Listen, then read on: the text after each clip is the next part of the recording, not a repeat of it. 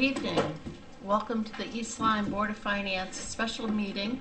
Today is Wednesday, March 27th, 2024. The time is 5:30. I'd like to call the meeting to order and begin with the Pledge of Allegiance. I pledge allegiance to the flag of the United States of America and to the republic for which it stands, one nation, under God, indivisible, with liberty and justice for all.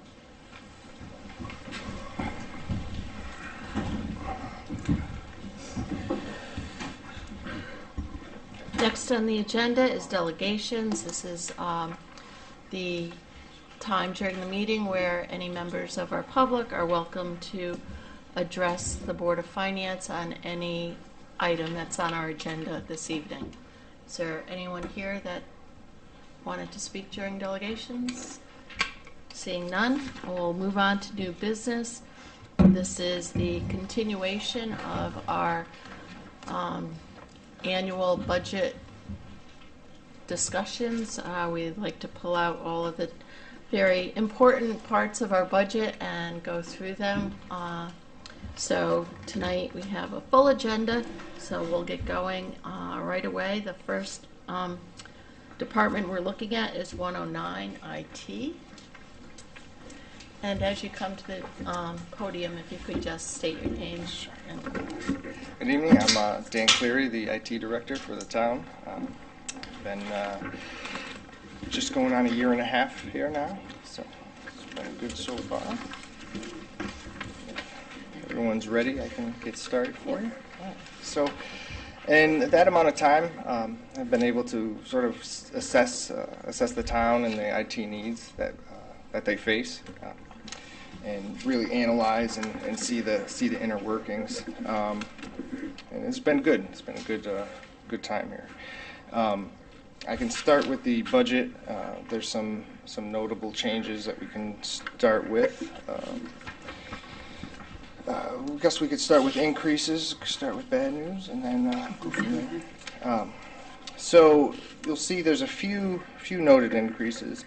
One would fall under the and I'll go into detail afterwards. I'll just give a general overview, and then I'll talk to these points. There's in 109 in the personnel services, line 100. I've put in an addition for another IT support staff and IT engineer to aid in assisting the town. So you'll see an increase there. You'll see a significant increase in line 218, other IT services town. That is communication services. That's telephone lines that have moved from the public works budget over to our budget. So it's not any addition on ours. It's just a shift from one budget to another. So you'll see that go up pretty significantly. We do have a drop in order to support the addition of a person. We've dropped some of our contracted hours. We use a company called Star Computers for consulting services. So we've steadily and organically been sort of decreasing those hours and those dollars since I've started.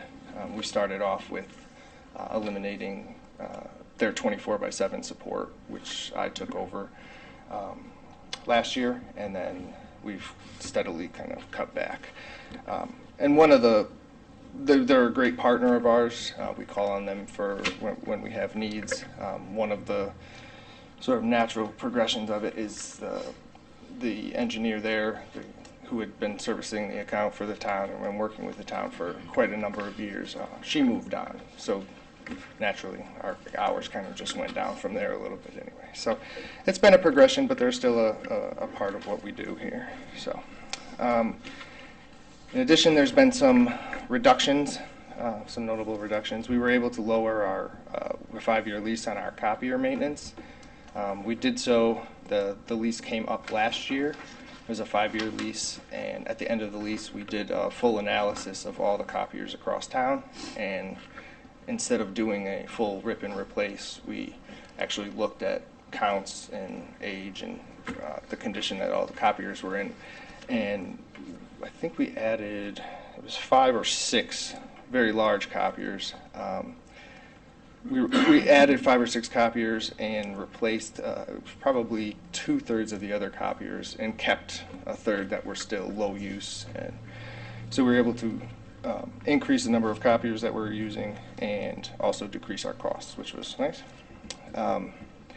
The cost savings that you don't see there is where a copier goes in place that generally replaces 4 or 5 smaller desktop printers, which are just exorbitantly expensive for ink and maintenance and that sort of thing. So the cost savings for adding copiers equates to a cost savings across the board for the town, but it's not reflected in dollars and cents here. There's increases, general increases in the, if we go to the police support line, which is 221. Some minor additions there.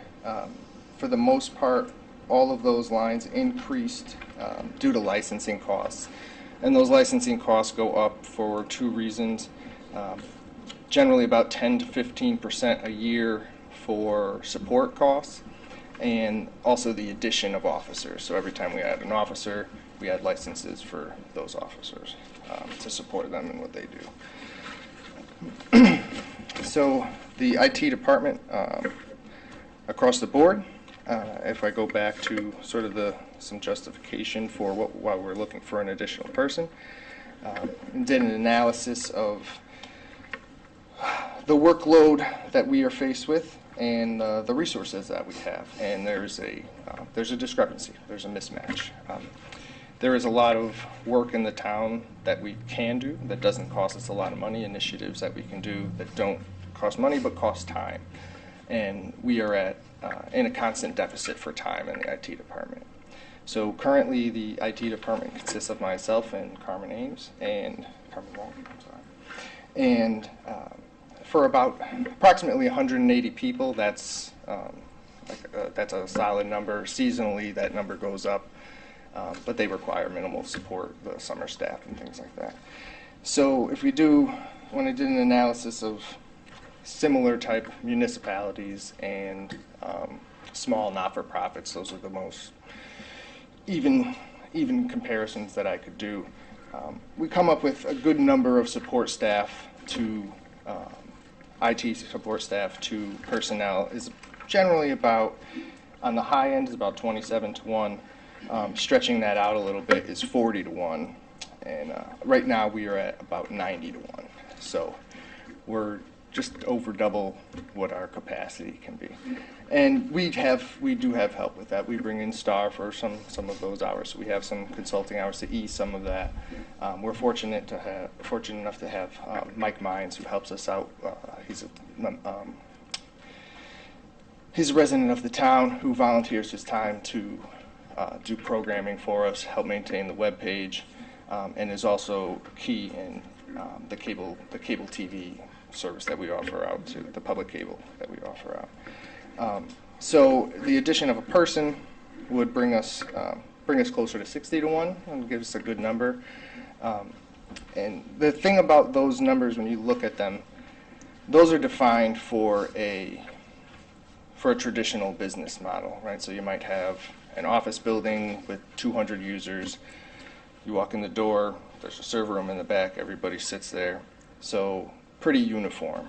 Everybody's come in, go to a desk. Everything's pretty much the same. It's pretty standardized. There's one internet connection, 2 internet connections, but one ingress and egress point. Fairly simple. The town is not that.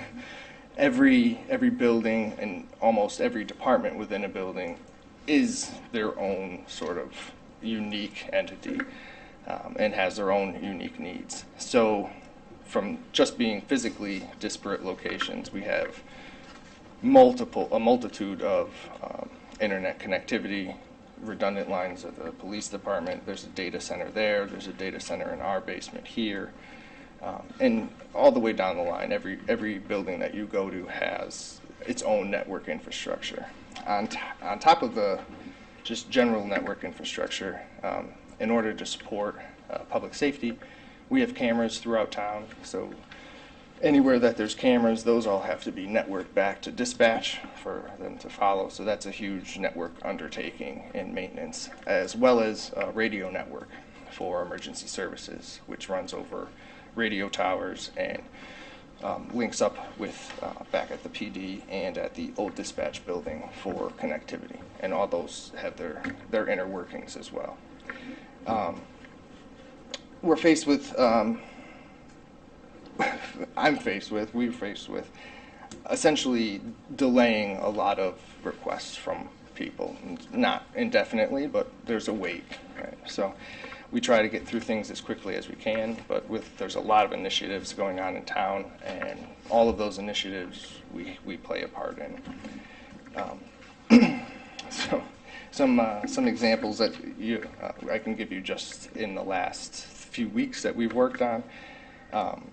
Carmen has been working over the last month to work with the voter registrar's department. They expanded and they're getting ready for early voting. So there was a department move there.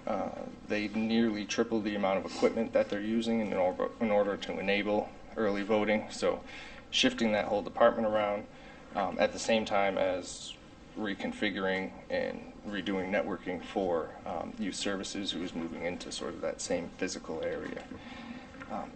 And along with being there to walk through the first few days of early voting to make sure that all the systems connect and everything works right. So there's time spent there. I've spent a good portion of the last few weeks at the transfer station. They've put in a new building at the transfer station. And while it may seem simple enough, the transfer station in itself is its own network, its own internet connection. It has a VPN connection back to the fields, a private connection back to the field services building so that they can monitor cameras. We installed all new cameras at the transfer station to watch during work and so that dispatch can ultimately watch the transfer station when they're closed.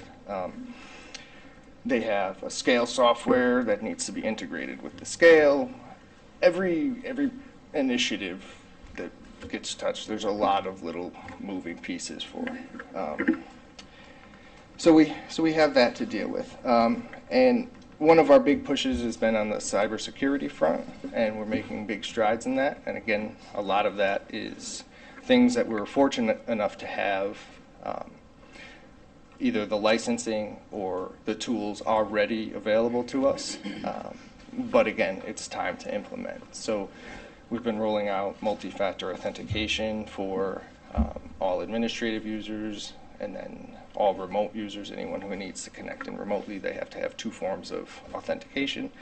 And we just started did a trial at the PD, and they'll be the next to get the full breadth of that. And once that's complete, it's a very large step in protecting the town and its assets.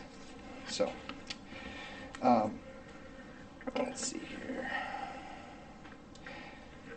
So yes, in general, again, very complicated, very disparate pieces of technology, and any department that comes forward with a new initiative, whether it's scanning for public records, the payloaders at Public Works, they have Wi-Fi and serial connections and databases that are built in to tell them how much sand that the payloader picked up so they can keep track of that. Their fuel recording software, we're looking at phasing out the old system that's about 16, not quite that old. This version is probably about 7 years old, so that they can get reporting and alerts and all of the things that make their jobs easier. So in the end, our job is to facilitate projects for people and to make their jobs more efficient. So efficiency on our part is reflected in efficiency in anything else that the town does. So does anyone have any questions or specific items you'd like me to speak to? John? Yes. I'm not IT engineer. Yes. Could you be more specific what the needs are for that position? Certainly. So specifically, and this was a discussion after I had started, the hiring committee informed me that they were kind of at a disadvantage. They didn't know exactly what they need, who they needed to hire. They knew they needed an IT director. The police department very strongly felt that they needed their own resource there to support the needs of the police department. What they decided at the time was that they would go for, try to get a combination person. That person is myself. And while I do my best, it's hard to keep up with the day-to-day while doing future planning and things like that. So the primary role of the new person will be with emergency services, the police department, fire, the camera networks, the radio networks. So they'll be more devoted to that, while Carmen will be more devoted to the town side, and I will be sort of the oversight and backup and hands-on with three people. We'll kind of all be doing all of it, but that person will be based in the police department and work from there. The police department, emergency services in general, presents sort of some unique challenges for us. They're very heavily reliant on technology. From each police car that comes equipped now is essentially its own office. It has its own internet connections. It has its own computer. They tie back to state networks to run license plates, all of those things. All of those things are integrated into the car. All of the dispatch, all of their specialty software, the police software to monitor, to answer calls, to hit the radio. All of those systems are very intricate. It ties to the state, ties to the state and to the town network, and making sure all that interoperability works correctly. And again, their systems are critical, so we outages there are not acceptable. So the new engineer addition would be primarily dedicated to that side of the Yeah. How many hours is that for that 48,000? So it would be a full-time position. That number there is reflected as from pushing the start date out from the beginning of the year to, I believe, November, if I'm not mistaken, Kevin. So that would just be a later start date. It would be a 40-hour-a-week position starting in November. Okay. And that's the annual? The annual Salary. the annual that we would put in the request for is 76. For this budget year, it would be 48 because of the start in Okay, so November. that's not the full year, it's just, Correct. okay. And some of that money we were able to recoup from the consulting side from the STAR contract that we have. So bringing those services back in-house, which I feel strongly from the town's perspective, is important that we be stewards of our own data, to know these systems in and out. To have an outside company be primarily responsible for those systems puts us kind of in a weak position, and kind of leaves us at the mercy of their, someone leaving there, and the cross training and that sort of thing. So I think with a strong IT staff, it puts the town in a much better, safer position than outsourcing it. Okay, thanks. Richard? Yes, so you mentioned that you're providing service for about 180 town employees. Correct. Does that include the police and Yes. firefighters? Yes. Okay. When it was just Carmen by herself, what were the numbers that you were providing service to? Yeah, we're around 90-ish, that's 1, 2, 3, 4 years. 74, 70, close to 90. Close to 90. So we have a doubling, and then doubling the staff. So that's 76 annual salary. Mhm. Does that include the benefits? Probably not. Benefits would be separate, yeah. Okay, Kevin, do you have an idea what the benefit additional cost would be?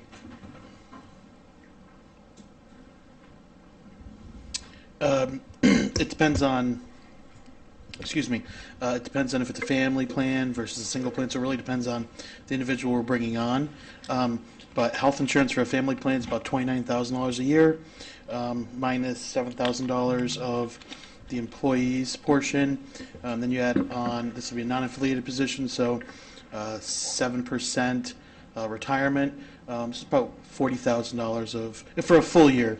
The current proposal is for around 6.5, 7 months, like a November 1st Yeah. hire date.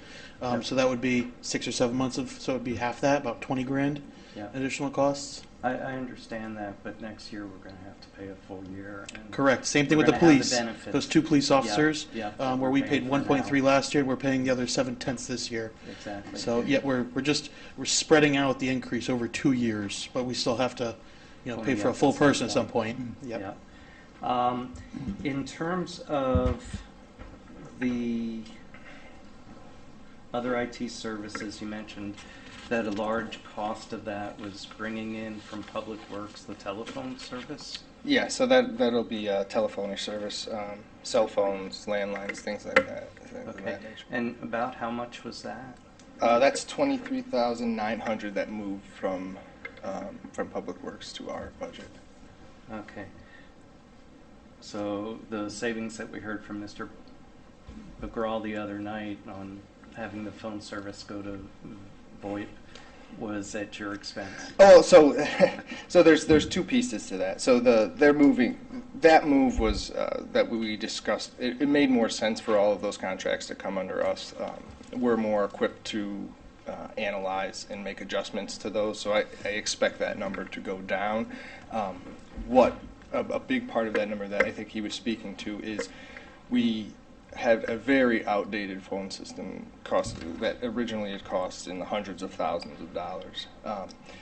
The price to replace it was going to be close to that, maybe $200,000, $180,000, $200,000.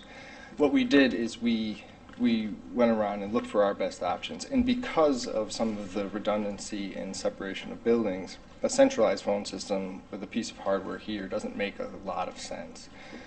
So what we ended up doing was with a cloud VoIP system. So the phones can, anywhere that there's an internet connection, the phones can connect out, and that's how we manage the phones. So we were able to replace the phones. The first round was Town Hall.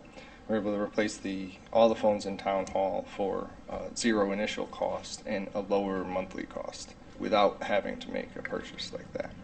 So that's an example. The community center and some other buildings are coming next along that. So that's another example of cost savings that you might not see on paper. So that $200,000 that we didn't have to dole out for a phone system, things like that. And we run across that quite frequently. There's a plotter downstairs that's this big giant printer that's used almost daily, and they even have the old one as a backup. The maintenance plan gets extremely expensive on it because it's old, and then no one will support it. But it's still it still works fine, and the replacement's maybe $15,000. Yeah. So this last round, this was just this month. It needed service. They no longer have a service contract. We were able to fix it for the order of $200-300. So that there's savings of close to $14,000 there. Again, not recorded because we didn't have to buy anything, but those are some of the initiatives every day that we run into. Just at the transfer station, to move the support contract to move the software from the old building to the new building, it's very complicated. It has to tie into the scale, credit card readers, license readers when people go in. It needs to work fairly seamlessly when things are moving quickly. That was about $5,600 was that to move over. We were able to do that in-house for the cost of time, of our time. So cost savings there as well. So. Okay. So that the VoIP initiative does that have potential to spill over to helping the schools as well as the town side? It very well could. I don't have any involvement with the school side at this point, but yes, it very well. Okay, and that would result in cost savings. Yes, in the long it's been a run. tremendous cost savings. And on top of the cost savings, there's some places we decided to make some changes when I started initially, and I came in sort of off the tail end of COVID, Right. And we were at a place where replacing machines just equally as powerful, equally as capable to do a laptop versus a desktop was about the same price, within $50 to $100. So for our last year's PC rollout, they're all laptops. For this year's, it'll all be laptops. Whether they take them and go with anywhere with them or not. They're here. When you couple that move, the laptop move, with the voice over IP phones, if God forbid something were to happen, you could take that phone and that laptop and go home and work like you were here. The remote access is there, it's secure, the phones will work, any number in the house can ring at your house, that sort of thing. So there's usually multiple reasons that we pick the things that we do, and that flexibility gives us a lot of options in case something were to happen. Just one more question. The STAR contract, what was it last year and what is it reduced to this year? Is a good factor of that reduction the loss of the chief engineer? Yeah, so some of it, and it's sort of been trailing off before that. I don't know what presently. We're at about, I'd have to get the exact numbers for you with Kevin. It was about $48,000 last year. Actually, I have last year's budget in here. When I started, it was over $100,000. I want to say it was $130,000 is sticking in my head. So we've cut it. We initially cut $26,000 off for the 24/7 support, and I think we've cut it just about in half from there as well. Again, I can get to exact So we're numbers. approximately 50,000. I would say. Thank you very much. It's in the back, 138,000, that's in the back of Right. here for what? And then there's a few capital items, nothing major. Again, we decided in this round of budgets. So for PC replacements, a general rule of thumb is 5 years for PC replacements. We get warranties that last for 3 years. We hope they make it another 2. That's what we're at. We've been seeing an increase in reliability and sort of the machines aren't working as hard as they used to put it quite simply. So we've increased that to a 6-year rotation with this budget. So we decreased that capital expenditure a little bit to stretch those machines just a little bit further, but still keep us with a plan. Before I started, there was no PC replacement plan. It was if your machine died, we'd struggle around to find a new machine kind of thing. So this will keep us more productive and more efficient going forward. Then the other piece of that, there is some networking equipment to support the radio networks. Most of the switching equipment for the radio networks is approaching anywhere between 12 to 15 years old, so well past end of life. So just for general maintenance, replacing that equipment before we have issues. So those are my capital items. A quick question. Cybersecurity, where do we stand with that as far as budgets for the future? Do you need any big capital equipment? So most likely there'll be a request. I've been working with some outside vendors to get assessments and things. I'm fortunate that I was actually the acting chief security officer at my last position. So I've been handling network and information security for the last 15 years. So that's a bonus for the town. But we have a lot of the pieces, and a lot of it is time. So a lot of time is spent monitoring, analyzing, and seeing what's going on. And then the other half of that is software, hardware, and those sort of pieces. We have a lot of that in place. If I wanted to give us a score, I would say we're strong B, maybe a B plus if the teacher was nice. But we have the pieces to get us in a very good spot. Again, it's time, and I can attest for myself, and I know that the hours that Carmen puts in. It's for myself. It's every night and every weekend. It's time put in here. There's lots of maintenance that needs to be done overnight. There's lots of things that can't be done during the week, and then the continual monitoring. I can't leave on a Friday and just assume everything is going well over the weekend and come in Monday to find we've been attacked or something. So there's a lot of time put in, and being able to spread that out a little bit would be beneficial for the town. Anyone else? Can I just jump in for a sec? Yep. So we have originally budgeted $25,000 for cybersecurity insurance. It's the line is cybersecurity insurance, but really it's to get us up to speed to be eligible to apply for cybersecurity insurance. Really, right now, we can't get we get applications, but really no one will give us a quote unless we meet all this criteria. And if any of those boxes don't check off, they say come back at us when all the boxes are checked off. So really, this $10,000 in addition to the IT budget. So if there's anything else, if there's any other needs, we have $10,000 set aside to get cybersecurity jump started. But we've identified everything that we need in order to get the insurance. Yeah, each company has their own list of requirements of prerequisites. Multi-factor authentication amongst other things that I have no idea about. But I just know that one particular one that drives me crazy, using my phone to log into everything. But I understand it makes us more secure. So I just wanted to jump in and say there's $10,000 aside for that cybersecurity to bring us up to speed there. Yeah. And so when we list those check boxes, for most of the insurance companies, they're fairly universal. They might differ a little bit.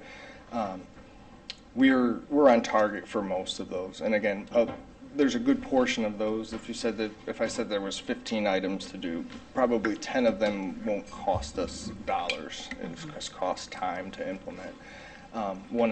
Two of the big ones, Kevin mentioned, the multi-factor authentication is a very big one, which doesn't cost us anything. We already have it, so we're implementing that. The other one is end user training, which we have. It's installed and it's set up, and there's training that I need to do to train the users to use. So the holdup is, again, on me, on the IT department. So we have a lot of the pieces, and I think the trajectory is in the right direction. So. Is there any, or have you evaluated the benefit of consolidating all these different systems, and would the benefits, would the payback be there? So there's some long-term discussions we've had.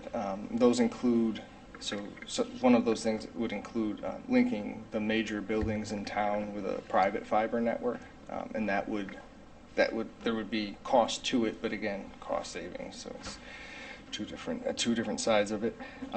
Consolidating would simplify the network greatly. It would increase network performance and reliability, and we would narrow ourselves down to one ingress and egress point. So as you can imagine with a house, if you have 10 exterior doors and you're trying to keep somebody out, it's a lot harder than if you just have one front door. So that's a long-term plan. That's in our 2028. 2028. We have a 10-year plan. So again, all steps towards, simplifying and improving. And so the architecture, the way it's set up, you've got all these disparate locations. Is it set up here or up in the cloud for the consolidation of? So it's a combination. So there are some resources that will have to stay within town. There's some critical things that will stay in the public safety building, in the data center there. We currently host a small data center server rack downstairs with a portion of the town's data, which is actually duplicated over at the old dispatch building across town. So we have physical separation for our backups and things like that. As we're going through applications and things are being upgraded, new versions are coming out. Every time that happens, we take a very strong look at whether a cloud-based solution would be a better fit for the town, and often it is. Quite often it is. Like with the phone system, with the fuel software for the recording and database and alerts and all of that. The new Fuel Master software, the fuel control software, is a cloud-based system as well. So there's a shift towards that direction, which is, again, not everywhere because it is not without risk. Right. Thank you. Yeah. I think that's All right. it for our questions. Thank you very much, All Dan. right. Appreciate Thank you it. for your time. Okay. Next on the agenda, I suspect this is Chief coming to talk to us on the next 4, I imagine.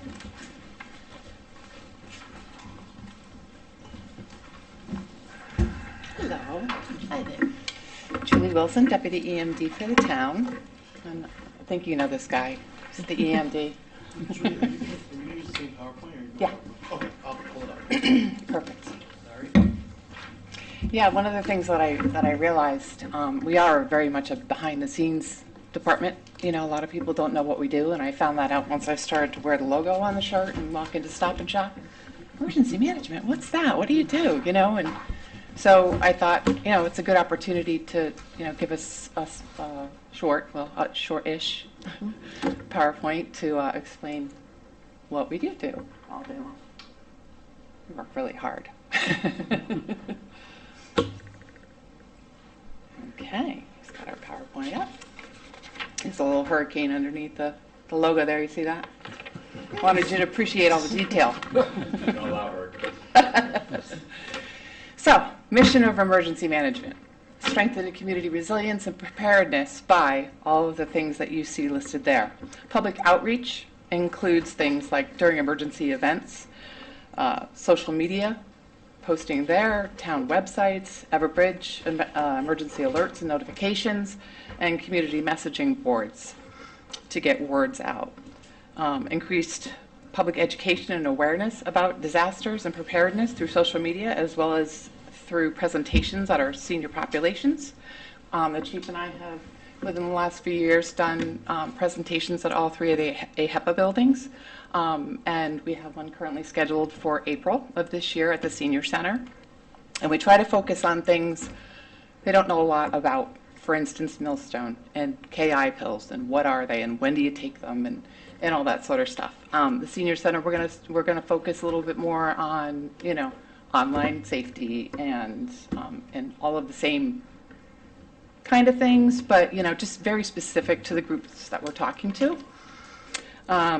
Planning, a lot of planning is involved, reviewing and updating critical plans, as well as developing new hazard-specific plans. In 2023, we developed EAP's emergency action plans for air quality alerts.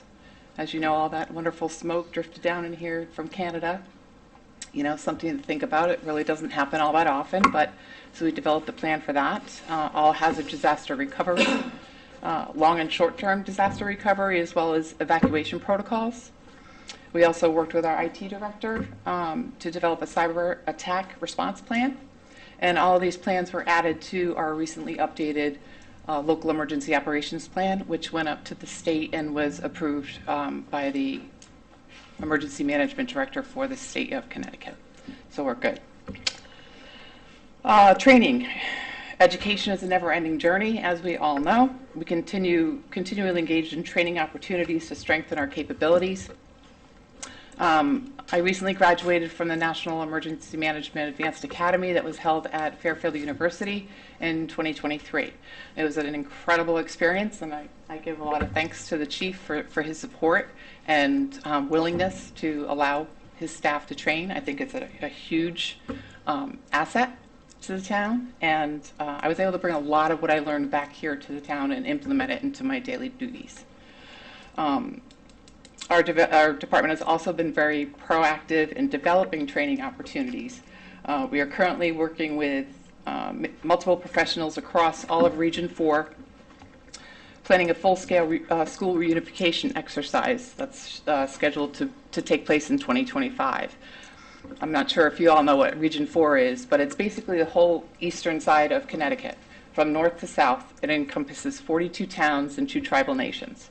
That's what makes up Region 4. There's actually 5 regions across the state, and they're divided equally. Well, I think we have the biggest, but that's just my personal view. So communication and coordination, networking with public safety, regional, state, and federal partners is essential in the event of a large-scale emergency where our local resources may become exhausted. Mitigation is also a big part of what we do. We work closely with our Department of Public Works and our land use departments to update plans with identified hazards to include potential mitigation measures for such hazards with the goal to reduce the potential for loss of life and damage to property and critical infrastructure. We do work closely with them and identify these things. It's required for you to have an approved hazard mitigation plan in order to apply for federal funding. So that's something that we always have to stay on top of. Preparedness. Public health. As we know, COVID-19 really gave us a trial for our money. It was an unprecedented event that affected every single person within the town. We championed a coordinated response with providing PPE for employees, small businesses, and the community. This included planning and organizing multiple PPE distribution events, COVID testing, and vaccination drive-through events as well, which... Do we need to move the slide ahead? Thanks. Spent 5 minutes on the first He was better one. at the clicker last time, I don't know. I'll defer my clicking responsibility. So we did organize and planned and organized multiple PPE distribution, COVID testing, and vaccination drive-throughs, some of which were on a multi-town basis. One we held at Rocky Neck State Park. It was a very large event, and I think they were very well received by the public. Cybersecurity, the chief and I are co-chair of the Region 4 cybersecurity team. Critical infrastructure and government systems are facing increased risks of cyber attacks that could disrupt critical operations. We run monthly meetings to stay informed about the latest threats and prepare for a rapid response should our critical networks become the subject of an attack. I'm also the chair of the ESF 5 Region 4 South Emergency Management Committee, as well as the School Safety Subcommittee. For Region 4, we work with stakeholders from municipal governments, K through 12 and higher education institutes, law enforcement, emergency management, and other state and federal partners to advance a comprehensive all hazards approach to school safety that addresses critical areas such as physical security, student mental health prevention programs, emergency operations plans, and continuity of operations. Severe weather and climate change. We must be prepared for the increased frequency and severity of natural disasters due to climate change. Disasters like hurricanes, floods, wildfires, and droughts are becoming more common and destructive. In fact, a few weeks ago, we met with First Selectman Cunningham to discuss coastal resiliency planning, so we're on board with that effort as well. Radiological emergencies, monthly testing of our siren systems, provide public education on what to do during an emergency, and participation with our command staff in FEMA evaluated millstone exercises annually to ensure readiness in case there was an event at Millstone. Next slide, please. Thank you. Okay, response. At a moment's notice, we must be prepared. We are ready and available for emergencies 24/7, 365. Prepared for an activation of the EOC with coordinated command response if needed. Prepared to send emergency alerts to affected residents. Manage resource requests from regional, state, and federal partners when municipal resources are overwhelmed.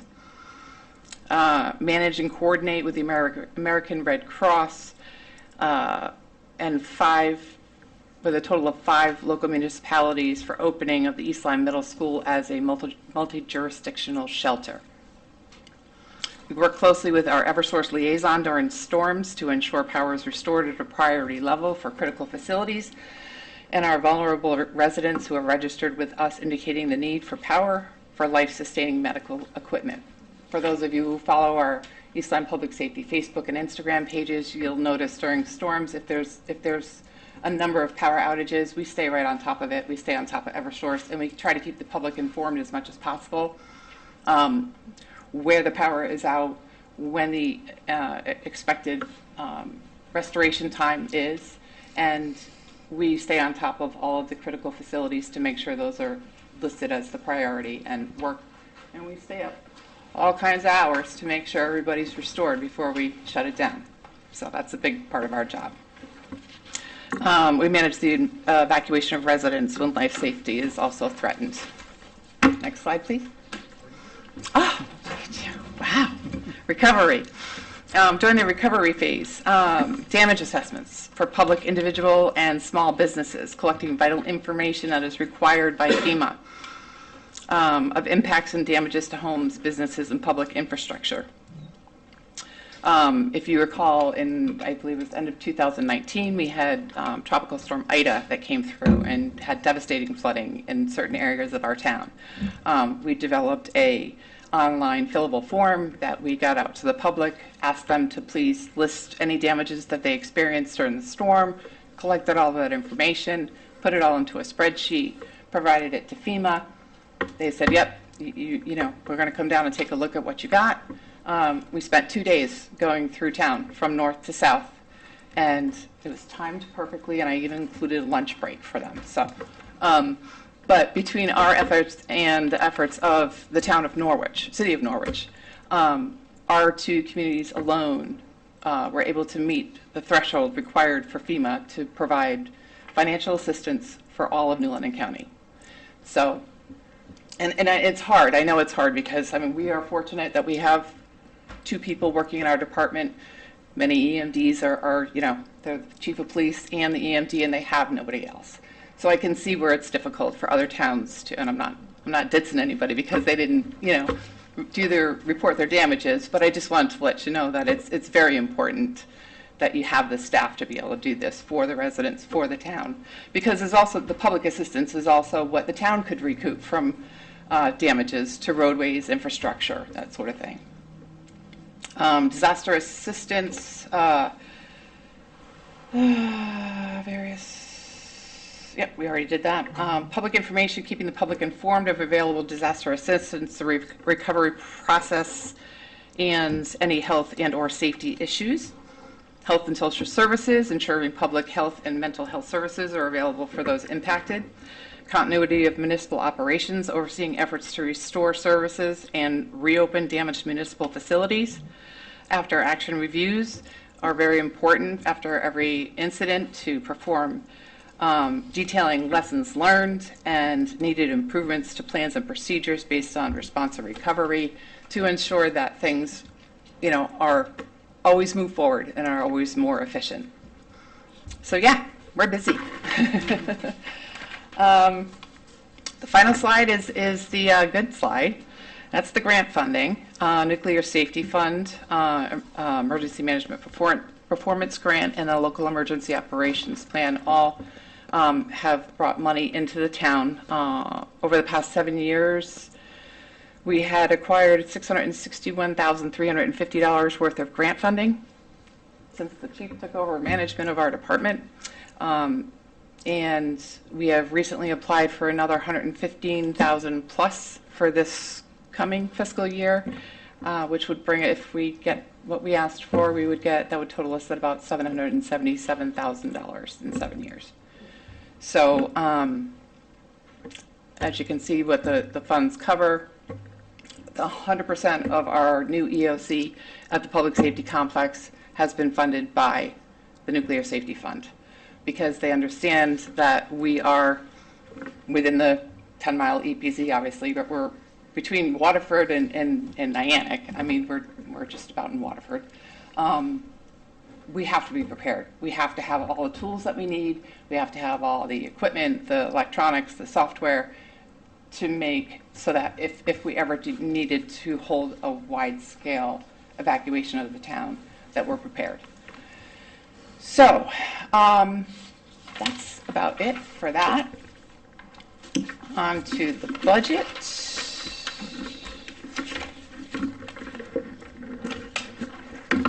We don't have a lot of changes this year. I mean, contractual increases in salaries. Emergency we did request to eliminate the emergency resources line, which was $2,250. We used that funding in the past for acquiring equipment necessary to perform security measures during large-scale events. That equipment, since that point, has become available to us at no cost. However, I asked that be moved to our miscellaneous supplies account, because this year already, you know, we've had to dip into the extra funding because we're running low. with all the different things that we have to accomplish in the department. It's necessary funding. Our radio maintenance account, that bump up is a contractual agreement with Utility Communications, who does all of our public safety radios and tower inspections and work and stuff like that.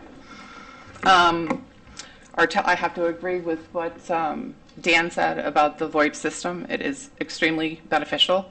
We have saved a tremendous amount of money between the police department and emergency management, to the point where I've assumed all of the payments for the telephones for the entire building, and then they take other services that we also use. So we're kind of sharing the cost, but it was a cleaner split to split it that way. Transportation allowance, I had originally asked for an increase, but that got bumped back. I do a lot of traveling to regional meetings and trainings and such, and so that was the reason for that. Miscellaneous supplies is pretty much, I think I pretty much outlined everything down to the dollar. So do you have any questions? Thank you, Julie. You do a great job of putting all the information out there for us. So Thank you. I had two questions. Where would our residents go if they wanted to see, what is my evacuation plan? If there's, where do people look for that? Every year they get mailed the new Neighbors of Millstone, planning for Millstone, in the mail. You get that little book. Mm-hmm. In that book, there's a map, and it shows you exactly where you need to go. That's information is also on our emergency management landing page on the town website. It gives all the information about Millstone. We have all the information about KI, when to take it, how much to take, all that kind of stuff. But basically, 95 south to New Haven is, where they're heading. So, but all that information is provided to the public. And then, second question, it's great to be a good neighbor. It sounds like a lot of what you do is also working with some of the other towns. We're seeing both at the Board of Ed and some of the others where we're actually sharing resources with other towns. Given all of your experience, is there any opportunity for us to get some other towns to help pay for some of the expertise that you brought to other, surrounding towns? For them to pay my salary, you mean? I mean, if you are helping other towns in the same way, with our animal control. Yeah, sure. It's a shared resource, because while Julie sits on those committees, there's people who represent all towns in eastern Connecticut.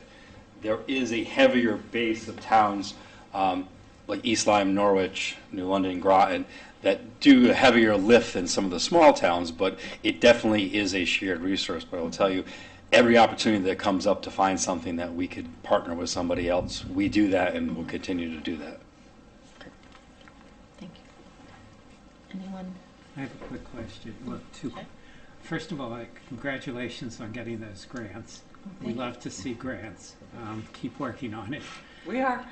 I'm just wondering, I'm sure that I can guess the answer, but I noticed the director's salary is way less than the deputy director's salary. I assume that's because the director is shared. She does.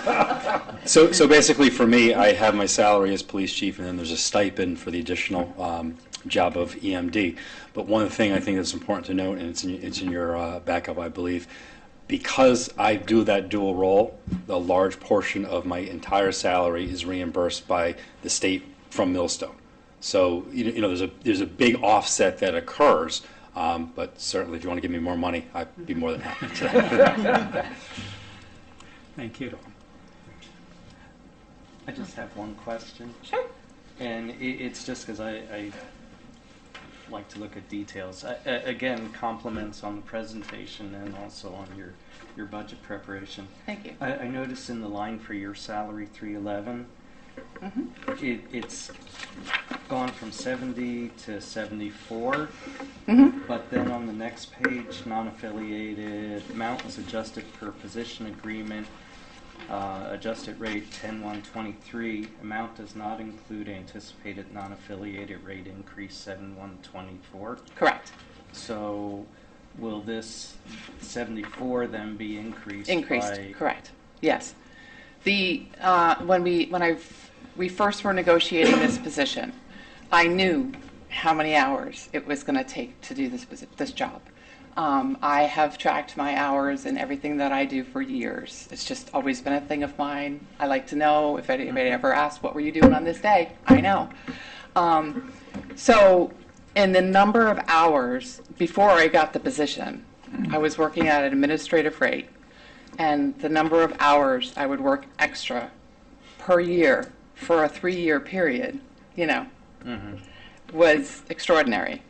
And I took the value of that and I calculated it and said, this is what this position is worth, because this is actually the number of hours that I spend, every year working to provide this service for the town and its residents to help keep people safe. So it was First Selectman Mark Nickerson at the time, and he totally agreed. He said, I get it. They only had a certain amount to start me off with, and they promised that, next year we'll give you another bump, and next year until we get you up to that point. Wording about the So, agreement. yeah, that it was gradual, get exactly. to where the So, and I salary agreed would've to that. I said, you know what? Perfect. I love my position, I love my job, I love my town, and I'm willing to make that sacrifice. But I knew that I deserved more, been. and Perfect, Julie. Yeah. I got confused by the wording there. No problem. Because every other one where they're waiting on the 71 implementation or Right. 74, whatever it is, Right. there was always a 0% increase Right. now. Right, So, right. Thanks. no problem. Thank you very much. Any other questions? Oops, sorry. I don't know if this is the right time or not, but would you like to speak to the capital part of this? Sure. What do you have The, listed? I don't know what's still on there. The public safety tower is 300,000, Yep. and there's a new SUV for 50,000. Correct.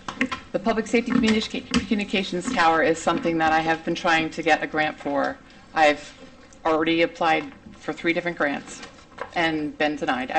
We were on a short list at one point, but then the way it's explained to me is the pool, excuse me, of the FEMA funding is so wide of all of these emergency management departments that are all vying for the same pot of gold, per se. So we were obviously, an important consideration, but we didn't make the cut. So I applied again. I am applying again, and I will keep applying because in addition to the tower, there's going to need to be microwaves that go on the tower, which are also expensive. So if we get the funding for the tower, we're going to need money for microwaves. We're going to need money for the install of all the equipment, moving things. But the basic reason for the tower is because when we were at 171 Boston Post Road, the communications tower is located directly behind the building where we were working out of. There was never an issue with communications. I mean, the radios worked, the best that they could until other towers got put up. But I mean, there was never an issue with losing service. We moved to the new facility. There's 6.2 miles of fiber optic cables that carry that communication from that tower to our building. Anything happens to those communication cables, we're down, and we're, you're talking about the police, the fire, the 911, be able to communicate with each other. So we started 4 years ago, knowing that this was coming up, trying to get the money for it, trying valiantly to do so. So that's the main purpose for the tower, to eliminate that possibility. In fact, there was an incident early March where there was a utility emergency on Boston Post Road, tree on wires, transformer fire.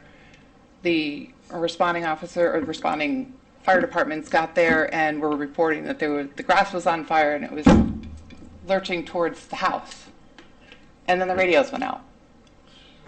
And it took an amount of time to get that back up again, and that can't happen. It has to have that direct connectivity so that we don't lose that critical communication with our first responders. Just to kind of bridge the conversation. So basically right now, any radio communication that takes place in town goes into the tower system. There's 3 towers outside that go back to the old dispatch center. From that point, it's all microwave.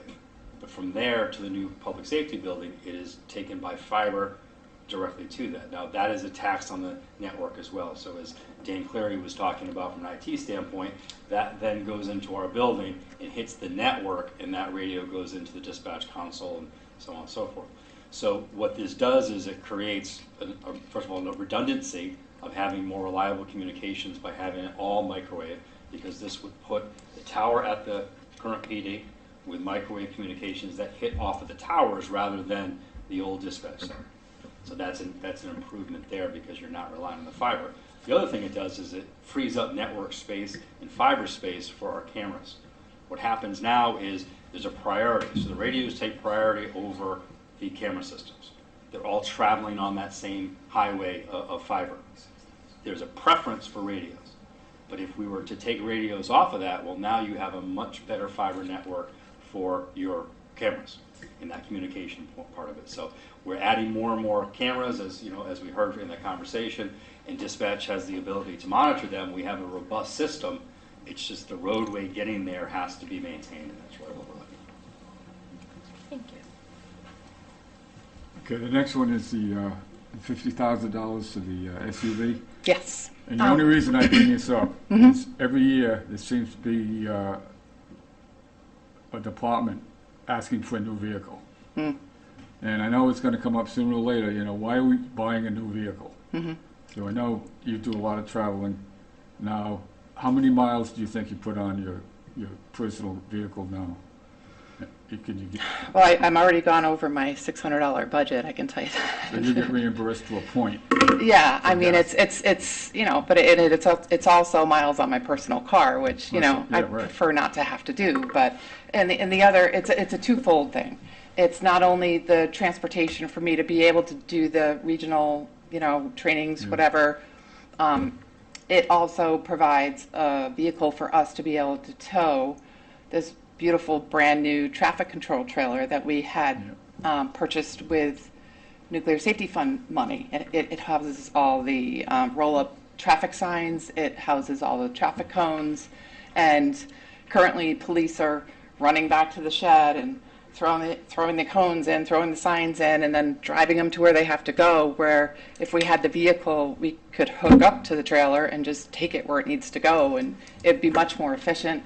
I think it would be, as far as the health and safety factor of, you know, these things are heavy, you know, and there's possibility that somebody could strain themselves lifting them on a regular basis. When if they're all organized in this trailer, which is why we purchased, you know, we asked for the trailer in the first place, you know, we even went so far as to get a cart to put the cones on so they could wheel them down the ramp, wheel them over to where they need to go and place the cones without having a lot of heavy lifting and stuff. And it's just a much more efficient operation, but we don't currently have a vehicle to tow it with. Where would that vehicle be stationed?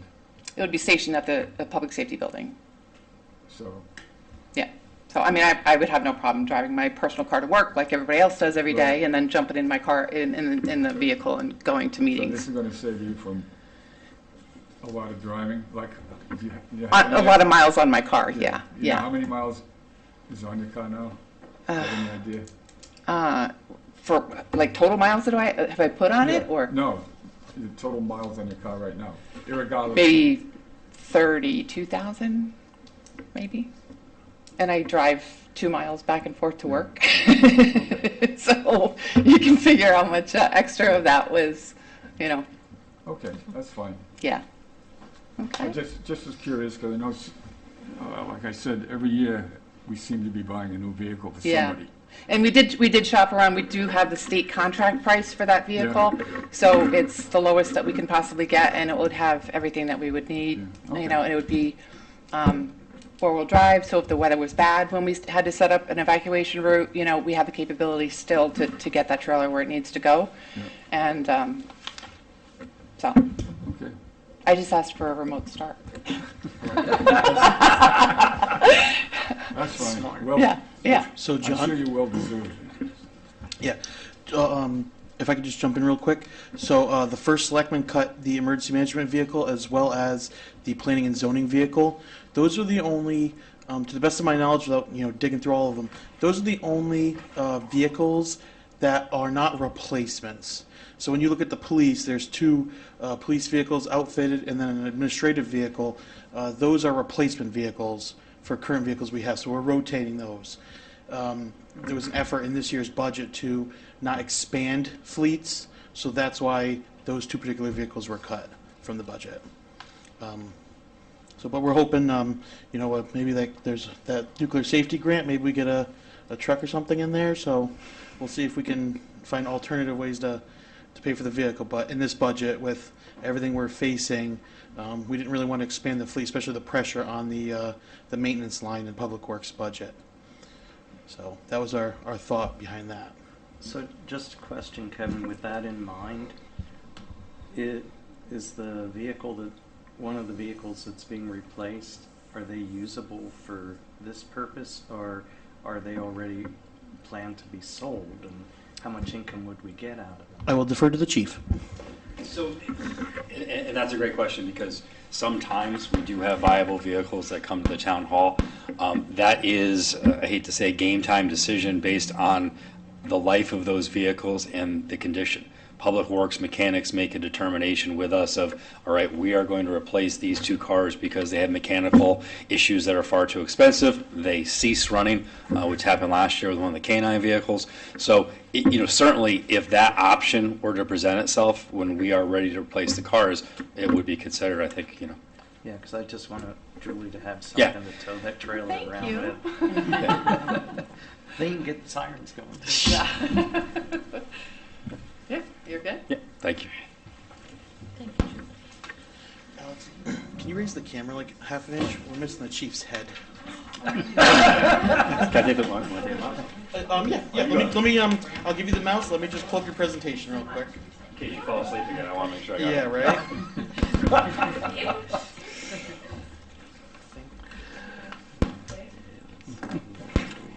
It's like moving inch by inch. Seven? We can see his head. That's great. He's kind of like darker.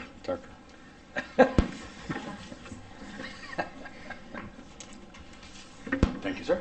Okay, so we are on to dispatch. Well, first of all, thank you very much. Nice to see everyone again, and nice to meet Mr. Ginsburg for the first time tonight. And I appreciate all the support that the people on this board have given us for many, many years, including the first selectman and finance director. So thank you for that. What I'm going to start with is a presentation of overall what our three departments do, just so you can kind of get that overview.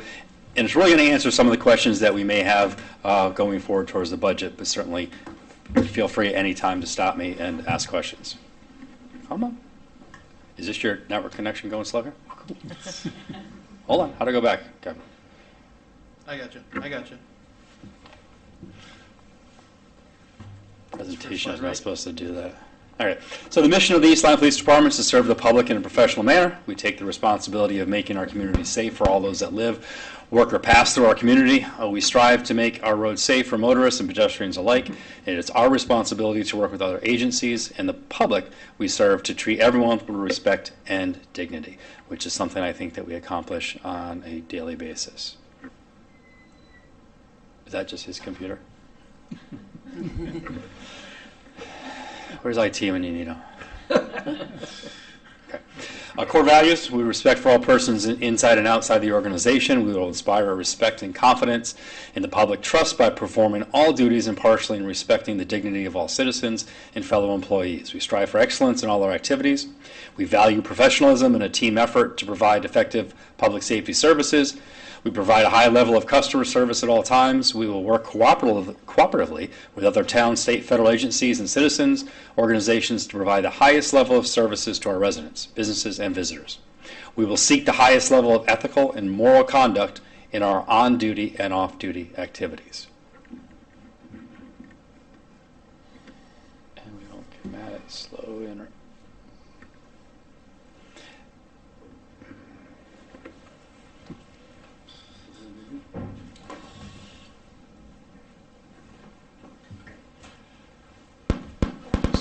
So why do we discuss that? We discuss the philosophy of the police department because the philosophy of the police department is extremely important when we're talking about the services that we provide to our community. In the 21st century policing study came up with 6 pillars, and this was when President Obama was in office. He created the 21st century policing task force to look at how do we make police departments and police forces more legitimatized towards or with their citizens. So there's 6 pillars, and we subscribe to this. Building trust and legitimacy, policy and oversight, technology and social media, cops and crime reduction, training and education, officer wellness and safety. All things that we take seriously and all things that are extremely large and now parts of the policies and procedures that we have enacted in our department and we practice on a daily basis. So what we do, we provide the police services to the residents. The dispatch center handles 911 calls originating within the town of East Lyme, provides dispatching for the East Lyme Police Department, the Flanders Fire Department, Nyack Fire Department, East Lyme Ambulance. It also provides monitoring and dispatch services for the East Lyme Water and Sewer Department and control of Channel 22 services. The East Lyme Waterford Animal Control Division provides animal control services for the towns of East Lyme and Waterford as a cooperative effort. East Lyme Police Department is responsible for maintaining the safety and security of all residents and visitors. The current population is at 18,487. Does not include the visitors, as we know, increases dramatically in the summer months. And that's not just people going to the beach, that's people coming here, people wanting to see our community. Current staffing, we have 30 full-time authorized officers. Minimum patrol is 1 sergeant and 2 patrol officers, though most shifts are at a higher level. But the minimum by contract, should officers be sick, injured at training, would go down to 1 and 2. Responsible for 34 square miles of land for a total of, I think, 43 square miles total in town. Our staffing is at 1.95 per 1,000 population, which currently is the 13th lowest per capita in the state. Our staffing rate for the state of Connecticut is an average of 2.54 per 1,000.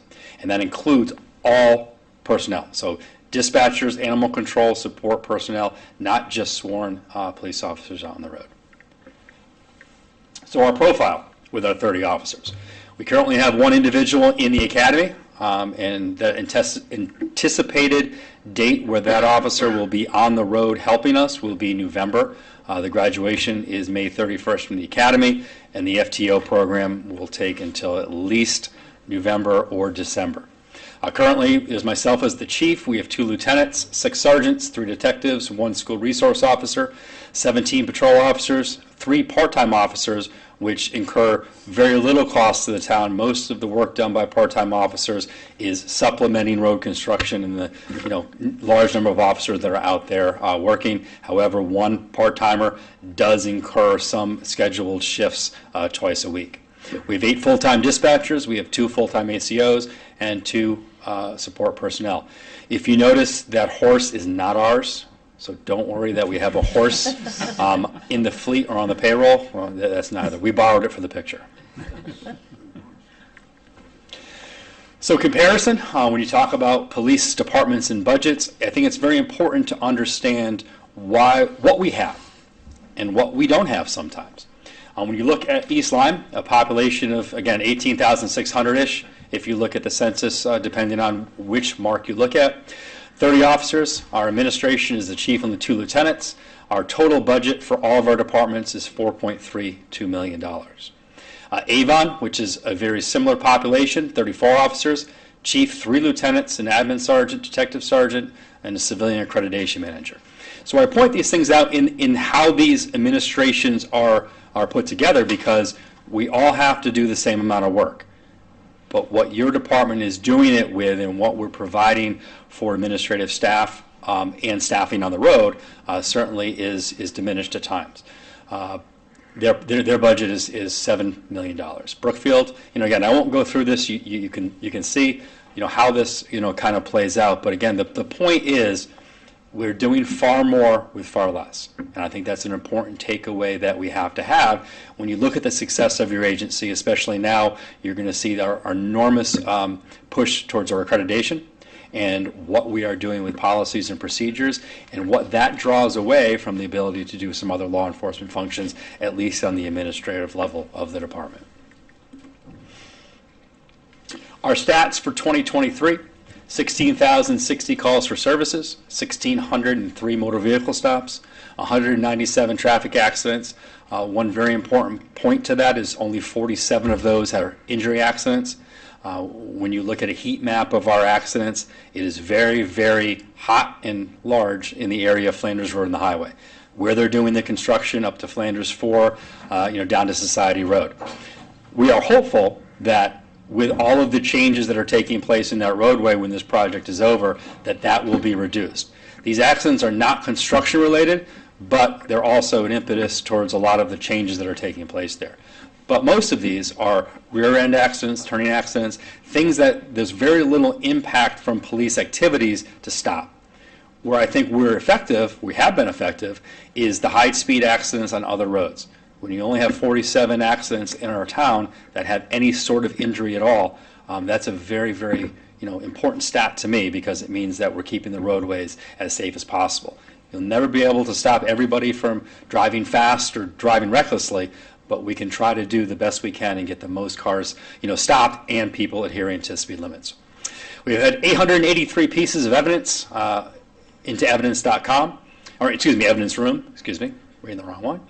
Our body cameras, in-car cameras, and uploads to evidence.com. So as you talked about with the IT director, this is a cloud-based service which takes all of our video, all of our audio, all of our uploads, and puts them into case files. It allows us to share with courts. It allows us to share with lawyers. It allows us to share with citizens. It gives citizens the ability to upload video themselves. One place we use this very heavily is when somebody has a Ring camera, for example, a video.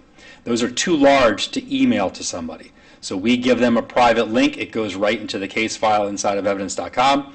They have to do nothing else, and our officers can access that inside of the case. So it definitely is that piece of technology that has increased it. But we've had 20,156 video uploads in 2022.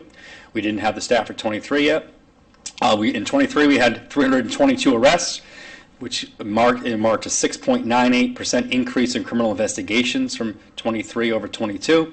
And as I pointed out last year, one important thing I think to me especially is our clearance rate.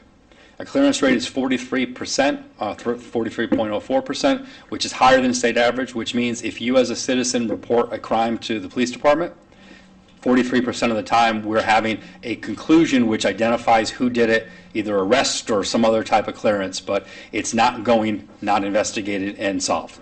I think that's a large stat when you look at the enormity of the number of cases we have coming in.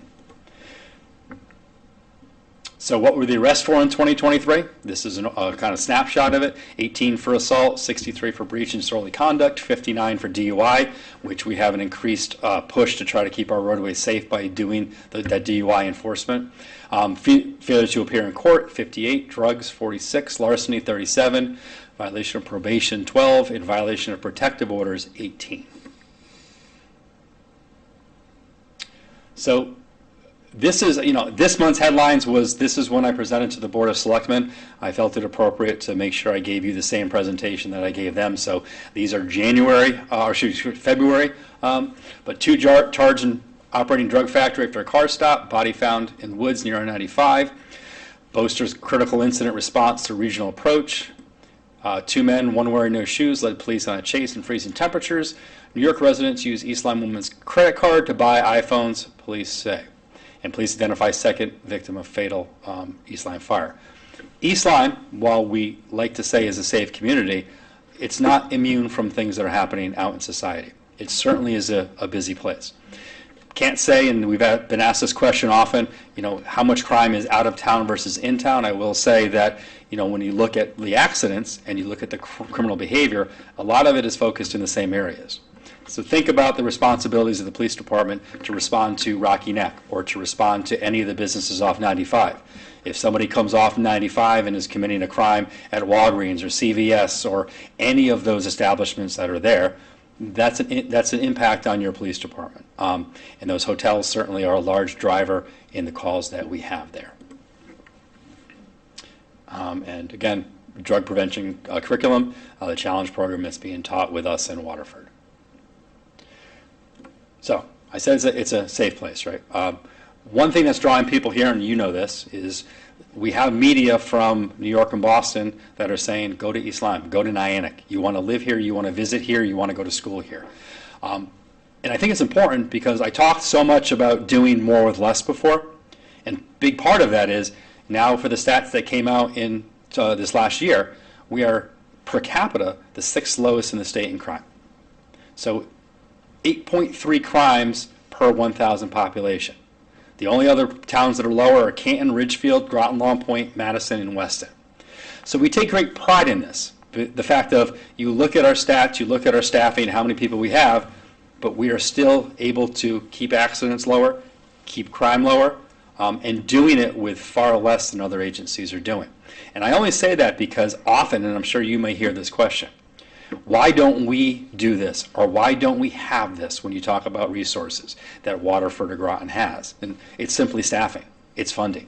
When you look at their budgets being more than double our budget, you have the ability to do more things. Your staffing, Waterford has 53 police officers. We have 30. Same population. They have businesses, absolutely, a little bit more traffic and calls for service, but your population that you're servicing, the residents, is the same. So again, I just want to always point out the officers in your community doing a tremendous job of doing that more with less on a daily basis. Community connections. We talk about how we reach our community. Facebook and social media is a crucial part of that, but we also have a lot of other outreach areas. But I'm just showing you, for example, one post that we posted a couple of weeks ago. It reached 44,000 people. It shows you the power of the ability to get out there to our community. And I will say from the interactions, they're all positive. You have, everything's not about likes, we're not influencers, but your community supports the police department, which I think is a great piece that everyone should look at, because I take great pride in that, and I think we provide a great service, and that is going to continue to grow and get better. So our highlights for this year, sorry about the picture on the back. Lieutenant Masick's not here to be embarrassed by it. But we achieved Tier 1, 2, and 3 accreditation this year. We all did that in 1 year. And I think that goes out to Lieutenant Jezierski, especially for the hard work that she did, trumpeting that. She's not here tonight because she's getting ready for our Tier 1 proofs that start next week for assessment. It's a lot of work that goes into that. But 187 policies adhering to 322 state standards. 3 tiers mandates that 93 continuous actions be held to be in compliance. So when I talk about the administrative draw, that's a full-time function that we're having to endure because of all of the things that we have to do now. You talk about technology, we have e-ticket printers installed in the vehicles. What does that do? It keeps officers safer. It makes so there's no handwriting issues. It allows the officer to get somebody out of a traffic stop much quicker. By swiping the license, it populates the information. Couple things put into the CAD system, and it prints that ticket out. So no longer will the officer have to sit and write the ticket by hand. Everything is done by computer. National Night Out, if any of you attended that, it's a very highly successful thing, and I will tell you that after August 1st, by the night of August 1st this last year, we had ideas to how to make it better next year. The first year was good, second year was great, and next year is going to be even better. A lot of people come out, so I definitely recommend anybody attend that next year when we have it. Annual Tippecop, Special Olympics, for Special Olympics, Holiday Toy Drive, things that we do for the community to partner with them to make it a positive interaction with the police department. My goal especially is that most people, 99% of our community, will interact with a police officer in a positive manner, not a negative manner. It won't be because of enforcement. It won't be because they are a criminal or involved in a criminal act. It's other things to meet police officers, other things to integrate us into the community. We also this year added a second police canine at no cost to the department, which I think was a huge undertaking. We had an officer that lateral transferred from Madison. He had a dog in that department. We were able to get that dog onto the road here. There was no cost to the department. So right there you saved yourself months and months of training, as well as probably about $20,000 to $30,000 in total cost. So it was a big addition. We restructured the detective division. We had the retirement of one detective. We added one detective and then replaced the detective. So we're doing a restructuring of how we kind of approach the detective division and the work that they're doing. We have a drug recognition certified officer, which is an enormous piece in the legislation. There's a lot of things now where you have to have a DRE that comes out, and they are on call. They go all over the place. Our DRE has been to Hartford several times, other places in the state. And likewise, if we need one, there's one that comes from a different part of the state. And what that does, someone who's involved in a DUI where they may have some concerns that there may be drugs or other things on board, an accident, a fatal accident, it requires a DRE evaluation at the hospital. So this is a much more in-depth investigation beyond what you would have for a field sobriety test. This is actually a medical examination by a trained officer that's done to determine what types of other substances this person may be under the influence of. So it's an important piece that we've been able to add to our department. Our training, we are, as Julie mentioned on one part of it, we embrace training. And from the police department, we want people to have the highest level of training possible, and we continue to do that. And again, this just talks about what the annual trainings are, a large list of the things that officers are required to go through each year, every 3-year cycle, but also the specialized trainings that we continue to send people to. And you'll notice that reflected inside of the budget. So additional trainings required because of the accreditation, which was mandated. Annual policy training, unusual occurrence training, duty to intervene training, strip searches, pursuit training, NIMS training, citizens complaint process, bloodborne pathogens, Brady Giglio, and intoxicated individuals. Now, all of those things are additions to the other mandated trainings that statutorily we all had to undertake. Each year now we have to make sure that officers receive additional training on all of these, and that does have a little bit of an impact staffing-wise.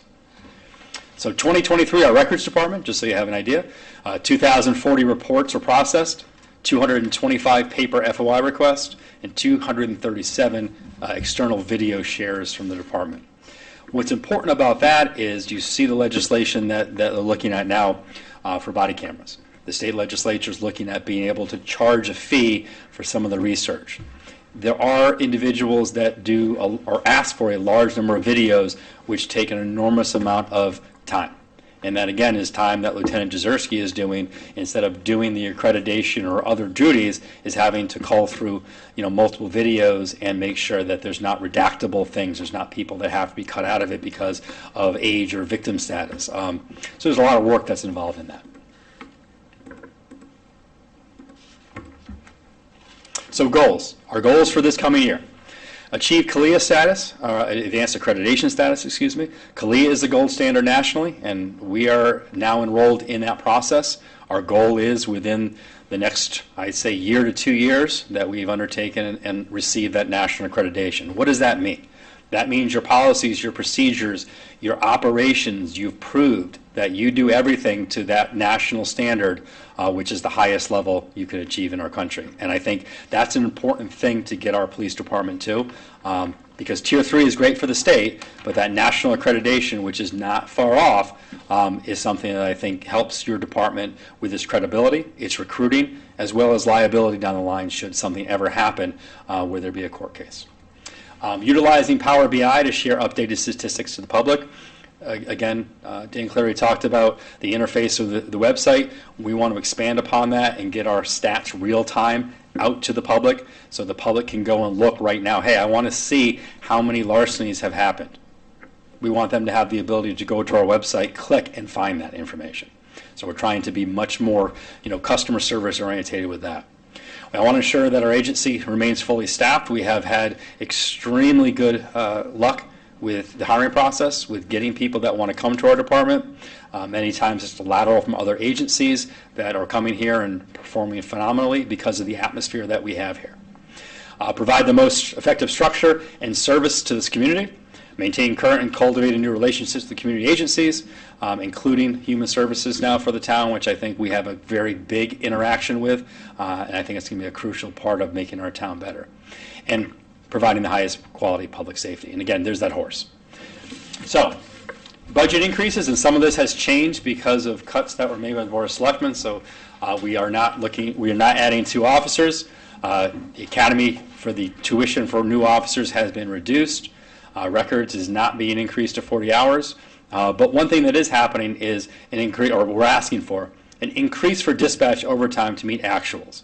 Anybody who's been on this board for a while has known that we have played this game with dispatch and overtime for quite quite a while now. What's happening now is we barely have part-timers. It's really all full-timer focused. So what's happening, the overtime has gone up and the need to have overtime has increased. So this year we budgeted for actual. You have to always have 2 people seated in the dispatch center. So if somebody is out for surgery, if somebody is sick, somebody, whatever reason they're not there, we have to replace them. That isn't a function that we could say, well, we're going to opt for one. Unfortunately, for many years in the town, they did that, and that's a risk to public safety by not having 2 people in that location. So that is all. And certainly, any questions, or would you like me to go through the budget lines individually, Chair? Madam Chair. I don't think we need to go through them individually. I just, one request, or 2 requests. I'd love to get this. Yes, I'll have an email too. Yes. And then, is there a way to add the crime per 1,000 residents percentage to the slide that has the example of all the other towns of similar size? So yes, eventually, because right now what happened was when the crime in Connecticut report came out, you can look at crimes per 1,000. So I went down and looked at where we stood and then compared it. I could go through and pick those towns out and show you, and it will just take a little bit of time to do, but I could do that. Just curious Yeah. to see how the, Sure, the absolutely. budget, compared to, how much crime was going on. Absolutely, I'll take care of that for you. Yeah. Mr. Steele. In addition to what you just asked, if you could have the resolution rates of the different towns that Okay.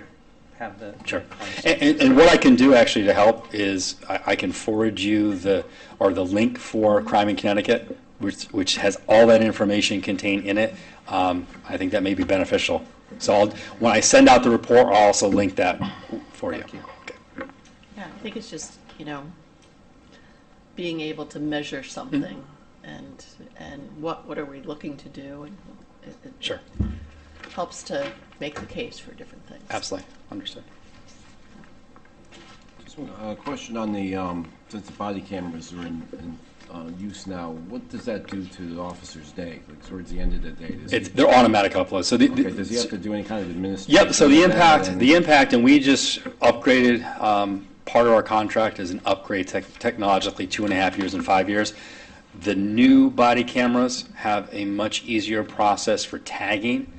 That's really the only administrative function an officer has, is they have to go back and tag the video in a category. And that's important for the retention, because if they do not tag it correctly, there's the risk of having that deleted through an automatic deletion process if it's not tagged. If it's uncategorized, it stays forever, which is another problem, because then it kind of fills up our cloud system with things that don't need to be there, and incrementally we have to go through and kind of purge those out. So that's really the only administrative function they have, and we've kind of streamlined it with either an app on their phone or the actual body camera, which can do it much quicker.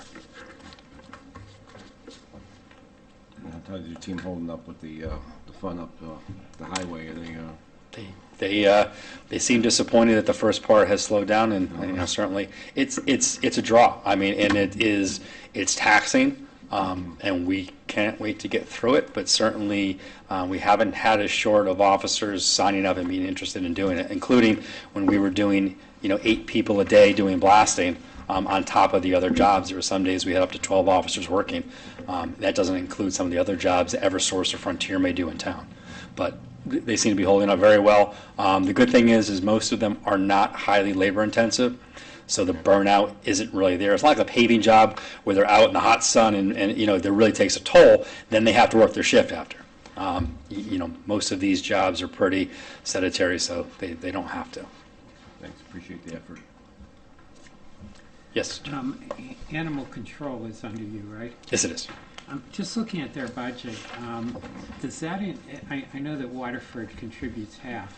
The numbers you showed here, does that include Waterford, or is that Yes. the So, total? so that is the absolute budget for what we fund, and then Waterford is billed for half of it, and the finance director can certainly add to that.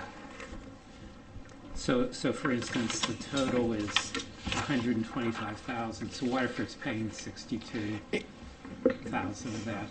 Not exactly. There's things that are billed and they pay half of, some things they do not.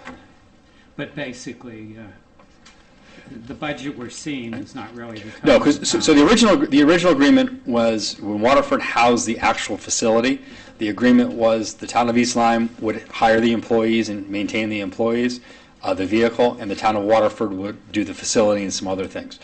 We have now moved to a regional facility in New London, so Waterford has kind of changed that formula a little bit. So this year we're estimating 56,880 for reimbursement from Waterford. And the discrepancy is overtime. Overtime is broken down by where it is called. So if Waterford gets 60% of the overtime, they pay 60% of the bill. And I would venture to guess right now it's about 70-30 Waterford for the overtime. So what we are expending, you look at year-to-date what we've spent, it's not really East Lyme spending, and it's money that's going to be recouped back into the budget. Yes, John. You mentioned you have 30 full-time officers Correct. now. Correct me if I'm wrong, a year or two ago, on the part-timers, there used to be just one part-timer. Yep. Now you have 3. Yep. Now, the extra 2, did they come out of your full-time officers? Yeah, so those are 2 officers that retired from our force. So They're staying on for different reasons part-time. One of them to assist with the road construction jobs. The second one is somebody who's very active doing our training and marine patrol. So we're going to utilize him as an asset to continue helping us with training. So he's not, it's a liability issue. He's not training on his own should he get hurt, Yeah. but also to captain the regional boat, which we have a very big shortage with Waterford as far as people capable of doing that boat. So they don't take shifts. They don't work out on the road. It's simply road construction and doing that. Okay. All right, thanks. Yep. Yes. Under foot patrol parade duty, I see that you note that the town uses mutual aid police officers for larger events. Yep. How does that work? Are there So we have a mutual aid agreement with the Law Enforcement Council, which is pretty much all of Eastern Connecticut. So when we have Celebrate East Lyme, we have the light parade, we have the marathon, the triathlon. We put out a request for mutual aid, and other departments will send us officers to work that, and they pay that cost. Where that is transferred is when there's Sailfest in New London or fireworks in Norwich, we send an officer to their events, and we pay for that out of our line. So it's a give and take, but I will tell you that certainly you look at Celebrate East Lyme, we don't have enough officers to field that. Now that we've increased, we're getting much closer to that mark where we could control it. But if we don't have mutual aid officers, the traffic after is a nightmare. So it's very beneficial to have that. Thank you. Any other questions? Anyone have any more questions for the chief?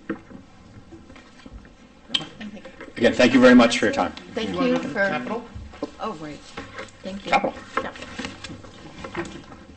Just when you thought. I know. You thought you were coming up. I think you messed me up on the agenda by just listing capital last, and I think we're going I to do do it a little all catch-all. again. I know. Because every department has their own capital. Yeah. So as was mentioned, the police vehicles are all replacement. We actually make money, or take money in is the best way to put this, for the road construction hours. So for every hour that's worked in road construction, the private companies that are pay $25 for the use of that car per hour. So that money has historically been going back in the time that I've been here to purchase the vehicles in the vehicle replacement plan that the town does. So what we're looking to do now, because the fleet has kind of changed with adding another detective, we have to kind of have a rotation for the administrative vehicles. The vehicles are far too beat up at the end of the life cycle to have a regular use, and as we asked for Ms. Wilson, certainly there are cars that come off that can have limited use, but not daily use, because there's just too much wear and tear that takes place on the life of that vehicle. So we're replacing as new the administrative vehicles as well, which includes the detectives, myself, and the 2 lieutenants. So we're going to have a rotation for when those vehicles are replaced to keep that life cycle going. What does that do? That certainly reduces the need for Public Works to actually make repairs on those cars. And you asked about the decision of what car comes off. Part of that is fueled by a spreadsheet Public Works does, because they will look every year to say, how much money did they put in to a certain vehicle for repairs? And we look at what is now cost effective and what is now not cost effective to maintain and do. Sorry, Richard, Jim. No. Okay, sorry. Marine large equipment. This is put in there because we have that regional boat with Waterford. Several years ago, there was a need by Waterford to replace a generator. Unfortunately, we did not budget for that, but we were required to pay for half of it. I'm just trying to stay ahead of that game because that boat is upwards of 10 plus years. So knowing that something may have to be replaced, that's a larger item, we need to have the funding in the bank to be able to do that. And I don't want to come back in mid-year to tell you, well, we have a large expenditure that we did not fund. So certainly that's the purpose for this. The base stations is not the tower itself. All of our towers, as I said, in our microwave system have base stations which control the radio frequencies. All of those are varied ages, and many of them are very old. So I want to incrementally start to replace that. We just are completing the project of replacing the microwaves on the towers. Now we want to replace the guts that are beneath it to make sure that our system stays as operable as possible. We want to make sure it's functioning and there's no downtime for emergency services. Firearms replacement program. We are switching our platform from a 40 to a 9. That is pretty much an industry standard now that most departments are switching over. So our prices to do that with a trade-in of the old weapons is getting us in that area of $25,000-ish to upgrade all of those weapons. Again, our weapons are upwards of 10 years old. Just like anything else, they need to be replaced. But also the platform of a 9mm has been definitely studied and deemed to be a much safer platform to operate in as a police department when it comes to the use of deadly force. Administrative vehicle, we said, tactical team equipment. We are involved with Waterford, Ledyard, Groton City, and Montville in a special response team. Part of that is requiring equipment, and that equipment may be things that are a phone to utilize to go into an area so the officers don't have to. Some equipment and safety equipment the officers may have to have. So, that this year we did 20 to start up the team. We're doing 10. All the towns now that are represented are being asked to put some money aside to help for expenditures that may have to occur, and that's what that money's for. Yes, sir. Are you looking into electric vehicles for any of your replacements? We are not. Generally inside of the industry, they haven't gone to that because of the long use that the cars have to maintain on the roads. It isn't just like a passenger car. On the midnight shift, for example, those cars are out there running 8 hours. So the dynamics of being able to now stop and charge that vehicle, or if you have road construction after, it really is not feasible for a police agency to do that. Yes, Richard. You mentioned the contractor fee of $25 Yes. an hour. That's just for the car, not the officer. Oh, yeah. Correct? I think the fees that are being charged are well over 100. It's 100 plus. The $25 is simply for the vehicle. Okay. And so those part-time officers you said were retired officers that have signed on again for the construction projects, and I forget the other tasks that So, they have. so the one part-time officer has been here for more than 20 years. He was never a full-time officer, but he has maintained himself as a Right. part-time officer. So he works events, he works road construction, he works some shift as extra patrol by contract. The other two are simply on the books now one to do road construction because he's retired and that's what he can help out with. The other officer to do training. he is a training officer, and it's a liability issue to have him training as a civilian inside the police department, as well as to operate the regional boat, because he is one of the few certified captains of that vessel, and we want to make sure that we can maintain it going out. So having him have the ability to be scheduled on there greatly increases our ability to get that boat out. So for that part-time line, it's essentially one officer? That's just one officer, right? Yeah. Right, exactly. Sorry. Oh, okay. The salary line is just for the one part-time officer. The other two would be paid by other funds. Okay. And could you ask Joe if he could share that utilization program with us so we know when we should dump our old cars?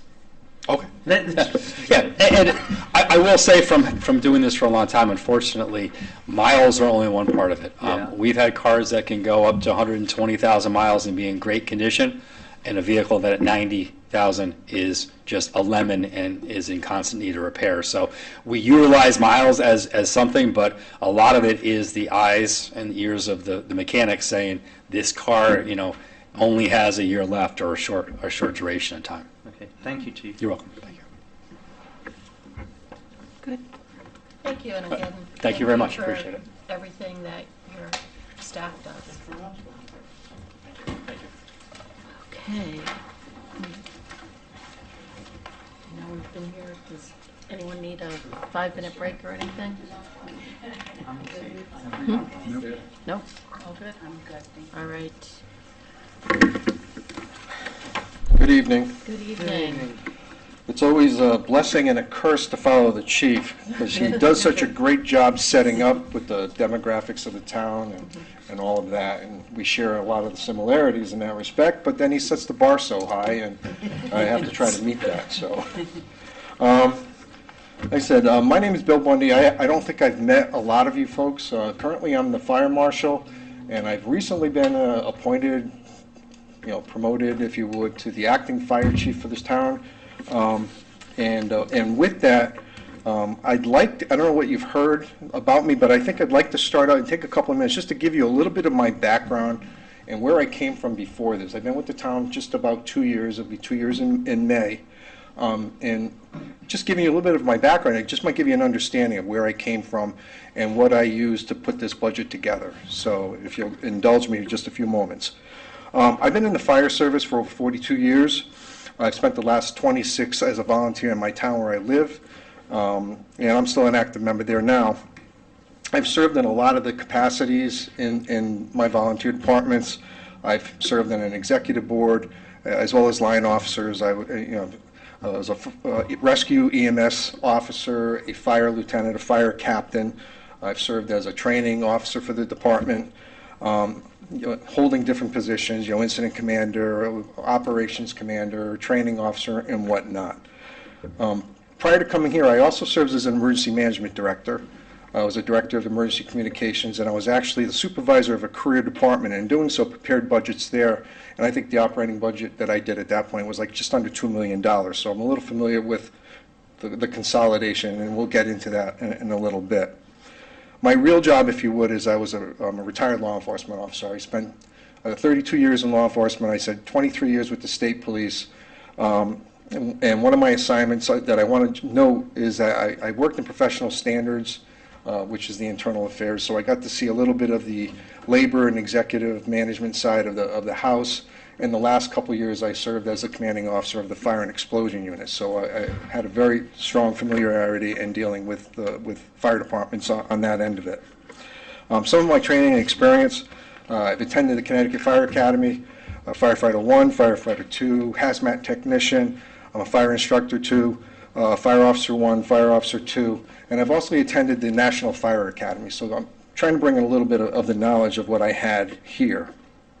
One of the things I'm a little proud of is that I've served and I have a strong passion, if you would, in the mental health component of first responders. I was on the executive committee for the state police, their peer support group, dealing with critical incident stress management and peer support. And I've actually spoken nationally on that topic, hopefully, and that's something I can bring here as well. As I mentioned, I am a state certified fire marshal, and I'm also an internationally certified fire investigator. Now, I'm not telling you this to brag, but I'm just trying to tell you this, that in what we're going to talk about, I'm trying to bring a little bit of the experience of where we are, where we were, and where we're trying to go. So it's just not something that we're shooting from the hip from. In a very similar manner to what the chief did, the police chief, I also have a slide deck that I'd like to share with you. If at any point there's any questions, please stop me. And hopefully this will answer a lot of the questions of the budget itself. Bill, I just wanted to say I'd also distributed to everyone the consultant report that had been done a few years back with all of their recommendations. So hopefully that sort of sets the table. Right, and we'll talk a little bit about that because I do reference the report from Jay Lennon back in, I think it was 2016. So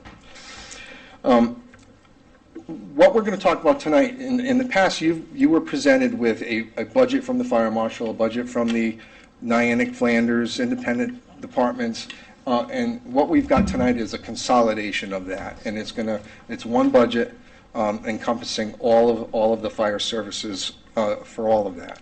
I want to give you a little bit of the history. Now, Niantic Volunteer Fire Department's been around for 100 years. It's a volunteer department. Flanders has been since 1957. In 1969, Niantic hired their very first firefighter driver, a gentleman by the name of Loretto Vera. Just, little good information. 1972 is when Flanders hired their very first. And that was, ideally, it was set up to give the volunteers a little bit of support in getting the apparatuses out.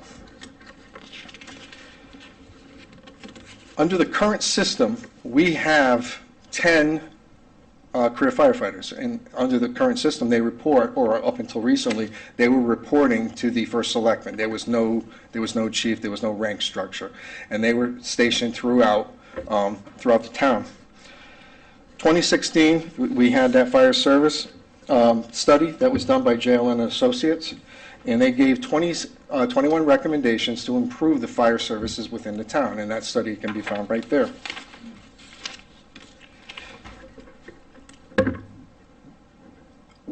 The history tonight is we're going to talk about the consolidation of all of this, and that is the consolidation of Niantic, Flanders, the fire marshal, into the one fire, East Lyme Fire Services.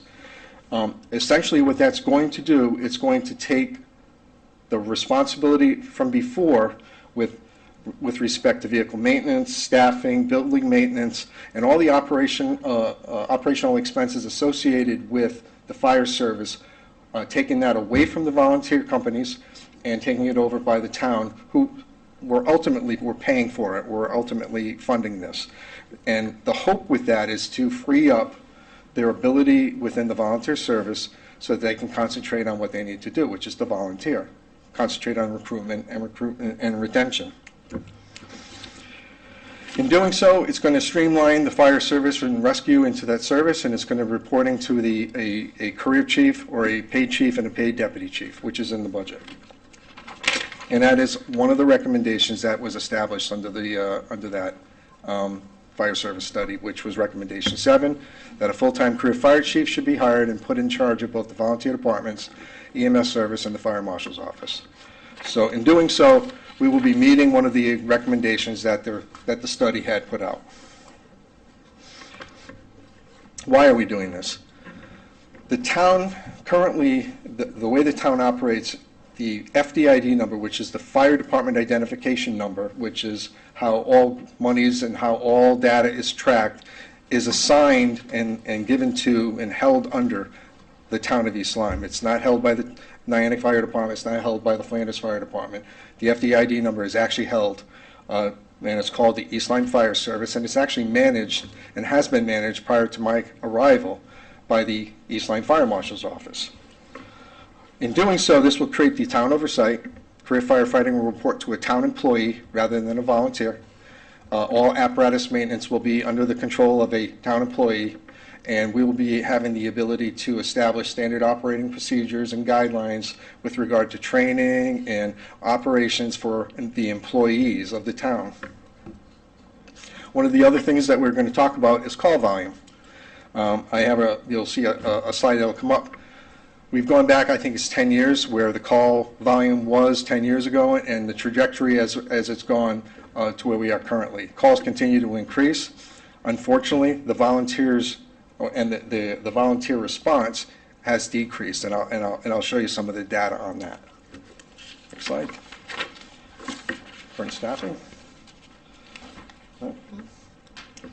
I have it. Hold on, I must have a bad draft. All right. My apologies, everybody. Well, I'll talk clearly- about it while he's finding it. Let me, okay, yep, sorry, Bill. Our current staffing right now on a day shift from 7 to 5 p.m. at the Niantic and Flanders firehouses, you have 8 full-time firefighters in addition to, we'll call them the 2 chief officers, Eric Quinn, the deputy, and myself. During the evening shift, which starts at 5 p.m., that number drops. It goes down to 3 part-timers. So you go from essentially 8 and 2 down to 3. And then in the night shift that goes from 10 p.m. to 7 a.m., you go down to 2 full-time firefighters, and that's covering the whole town. So you go from essentially 10 to 3 to 2. What's being proposed is, with the hiring of a full-time firefighter, that we're going to extrapolate that over the course of a 24-hour period, and we're under, I say, negotiations to try to increase staffing, to give between 8 and 4 full-time firefighters and a part-timer, plus the 2 chief officers, and had a ambulance staff, a crew staff with the East Lyme Ambulance Fund. During the evening shift, 4 full-time firefighters and 1 part-time, plus an ambulance crew. And night shift, 4 full-time firefighters and an ambulance crew. So essentially, it increases your staffing throughout the course of a 24-hour period to, I think it's 5.5 firefighters. So additionally, so to be completely transparent, you have 8 plus 2 during the day, and you're dropping down to what you see there. But it extrapolates that over the course of a 24-hour period. Excuse me, Bill. I'm sorry? So that 4 full-time firefighters, that's 4 in Niantic and 4 in Flanders? That or is 4 total throughout the for town. That's town? actually 2 and 2 plus the 2 EMTs. So you'll Okay. essentially, it should be 6 if we get the 2 EMTs, but that's 4 full-time firefighters throughout the whole town, Okay, thank you. 24/7. 24/7. We talk about the call volume. It goes back to 2009, where we're just above it's like 2,200 calls for service. And our current trajectory, as of right now, we're on track to go to about 3,500 calls per year. So as you can see, it's a 46% increase in the last 10 years, and just a 13% increase over the last 12 months. So our call volume is just, it's literally skyrocketing, as you see. Do you have a breakdown of that between fire and EMS? I don't think we have that. Typically, we run about, I think, Because that's a big. we have that. It's going to run between 80 and 85% EMS and all others. Right. I can get you that number, I just don't have it in front of me, but typically it's around 80 to 85%. Yeah, I think we need that to factor in. You know, there's another piece of this that Sure thing. we need to look at as well. And I think, residents always ask the question, why did a fire truck show up? So maybe this would be good, just. Well, and I'll let, when we get to that, I'll let Eric answer that. This is an average over the last 6 months, and this is the data taken just from Niantic, and they run about 2/3 of the service. And as you can see, if you look to the column extremely to the right, in that time there's 198 calls, total calls, and that's your breakdown of fire and breakdown of EMS, and the amount of volunteers that were there. 85% of the time, it's an all-career crew, whether that's 2 full-time, to a full-time and a part-timer, but it's a town employee who's actually staffing that call. And then as it drops down to 1, you'll get 1 volunteer 11% of the time, and 2 volunteers 3%, and as so forth and so on. So hopefully with this model that we're trying to present, we're going to be able to fill some of the gaps that are falling there, and give the ability for the volunteers to start focusing and give more of an effort and give them the support that they need to increase staffing through recruitment and retention.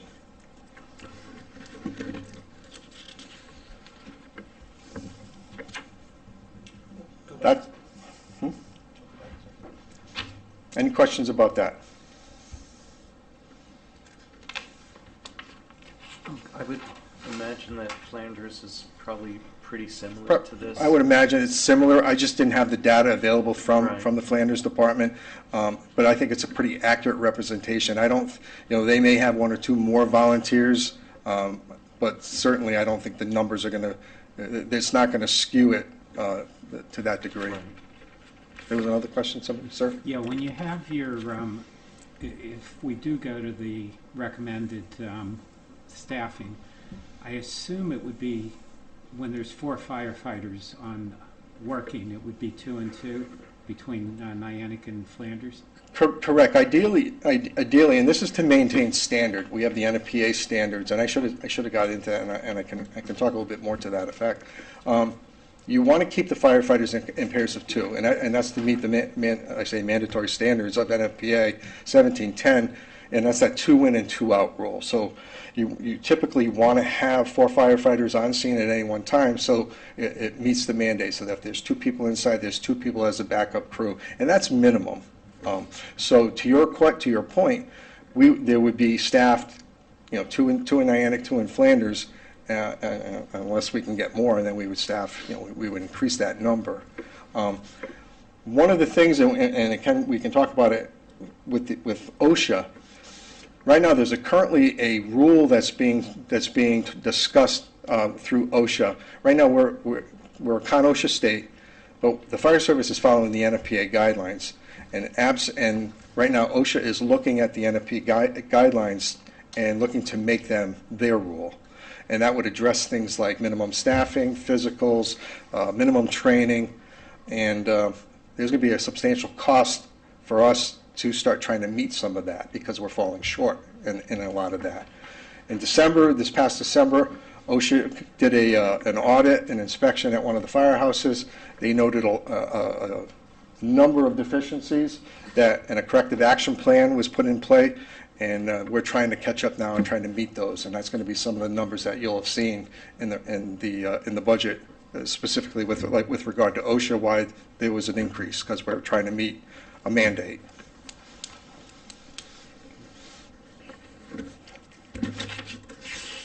Touch briefly on capital. We put in for $100,000 for a new savings for a new apparatus. Currently, there's no fund for replacement vehicles. This was an attempt to plan for the future. The fleet is starting to age. I can tell you from my experience in my volunteer department, we just spec'd out a brand new engine, and it's just under $1 million. The engine alone, and this was spec'd out in the fall of last year, and we actually signed a contract in January, and the increase in just the motor alone, the diesel motor alone, is $90,000. So you're looking at eating up that for a motor on a pallet before you even start putting it into a cabinet chassis. So this was just a kind of like planning for the future that will start putting money away in the event that we have, God forbid, a catastrophic failure of one of our engines, and we need something now. So this is just one of those things for the future. $16,000 for SCBA bottle replacement. Our bottles are, they're on a life cycle, and this is just for replacement. Same thing for turnout gear for $60,000. And again, we recently just did a huge inventory throughout the whole town for the whole service, and we've got people who are in turnout gear who are responding on a daily basis that are not in compliant gear. So we're trying to catch up with that. $6,000 for hose replacement. That's just wear and tear. Same thing with radio replacement. That's batteries, things of the like. $20,000 for scheduling. This is a software, and it's for scheduling. It's a new scheduling software for pre-plan, our MFRS updates, our responder software. And these are all licenses that we're just trying to maintain. The $2,500 for a portable tank, that was a late add-on for us. That was something that we identified as a gap for us. We recently had that double fatal fire up on Willow Lane. It's a non-hydrant area, and I think the departments laid roughly 3,200 feet of large diameter hose and still fell short of the water source. A portable tank such as that is a pool. That's something that is on a vehicle, on one of the apparatus. You can actually drop it at the end of whatever your location is, and have a tanker come in and drop, 2,500 to 3,000 gallons of water, and basically bring the water source to you. So this was something that we felt was needed. The Flanders station, their alert system is failed, so that's for replacement for that, and also for a bunk room for the co-ed environment that's there. Do you know how much of the town is not covered by fire hydrants? I'll let Eric. I would say roughly about 20%. It's really the northern end of town. Once you get north of Boston Post Road, with the exception of Chesterfield Road and then the Birdland, you're starting to get the non-hydrant areas up, Walnut, Upper Walnut, Scott. But there's still a lot of people up there, longer driveways, bigger houses, and there's no hydrants up there. Thank you. Any other questions? All right. Thank you, folks. It was a pleasure meeting. Just one question on the, maybe Eric can answer this one. When we're talking about the volunteer staffing, I know the East Lyme Ambulance has pay-per-call and duty crews where is that factored into here? Or this is just the town side of So that's factored the town in. guys So responding? If 3 people go on the call, and all 3 people were either paid by the town or by the Lyme Ambulance Fund, they were counted as paid individuals, not as a volunteer. Right. If somebody went to the call and didn't receive compensation, they were counted as a volunteer.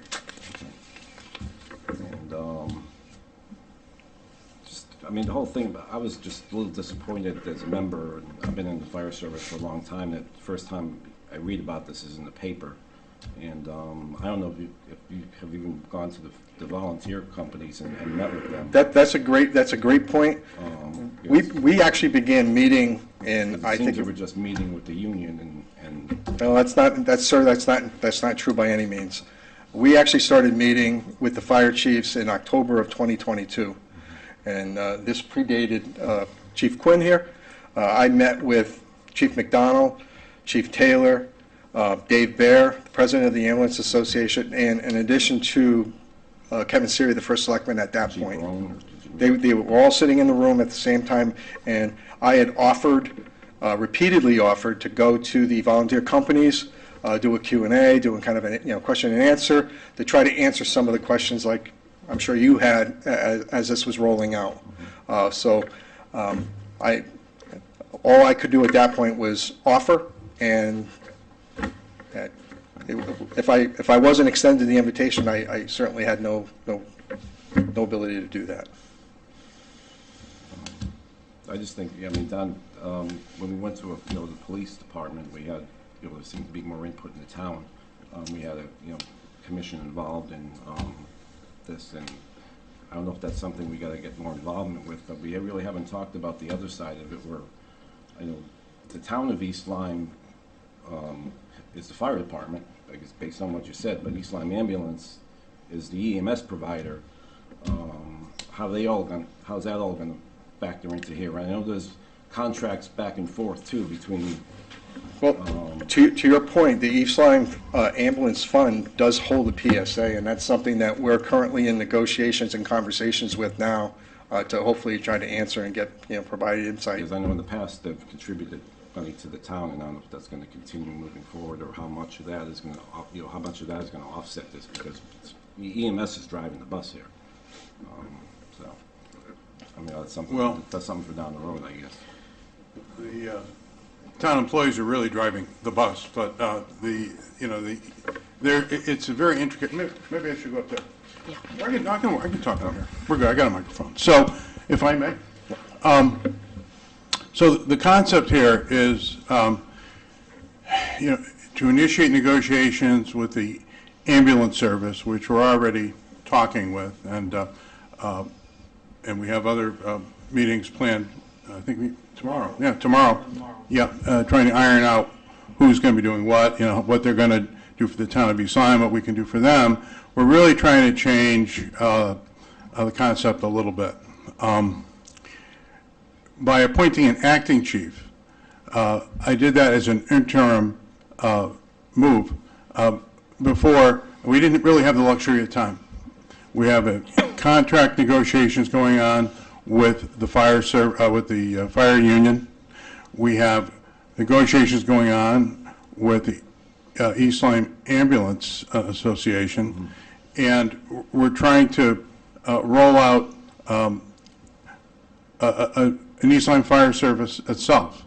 And there are a lot of inefficiencies having the volunteer services being responsible for putting tires on the trucks, doing repairs, and some of that wasn't getting done.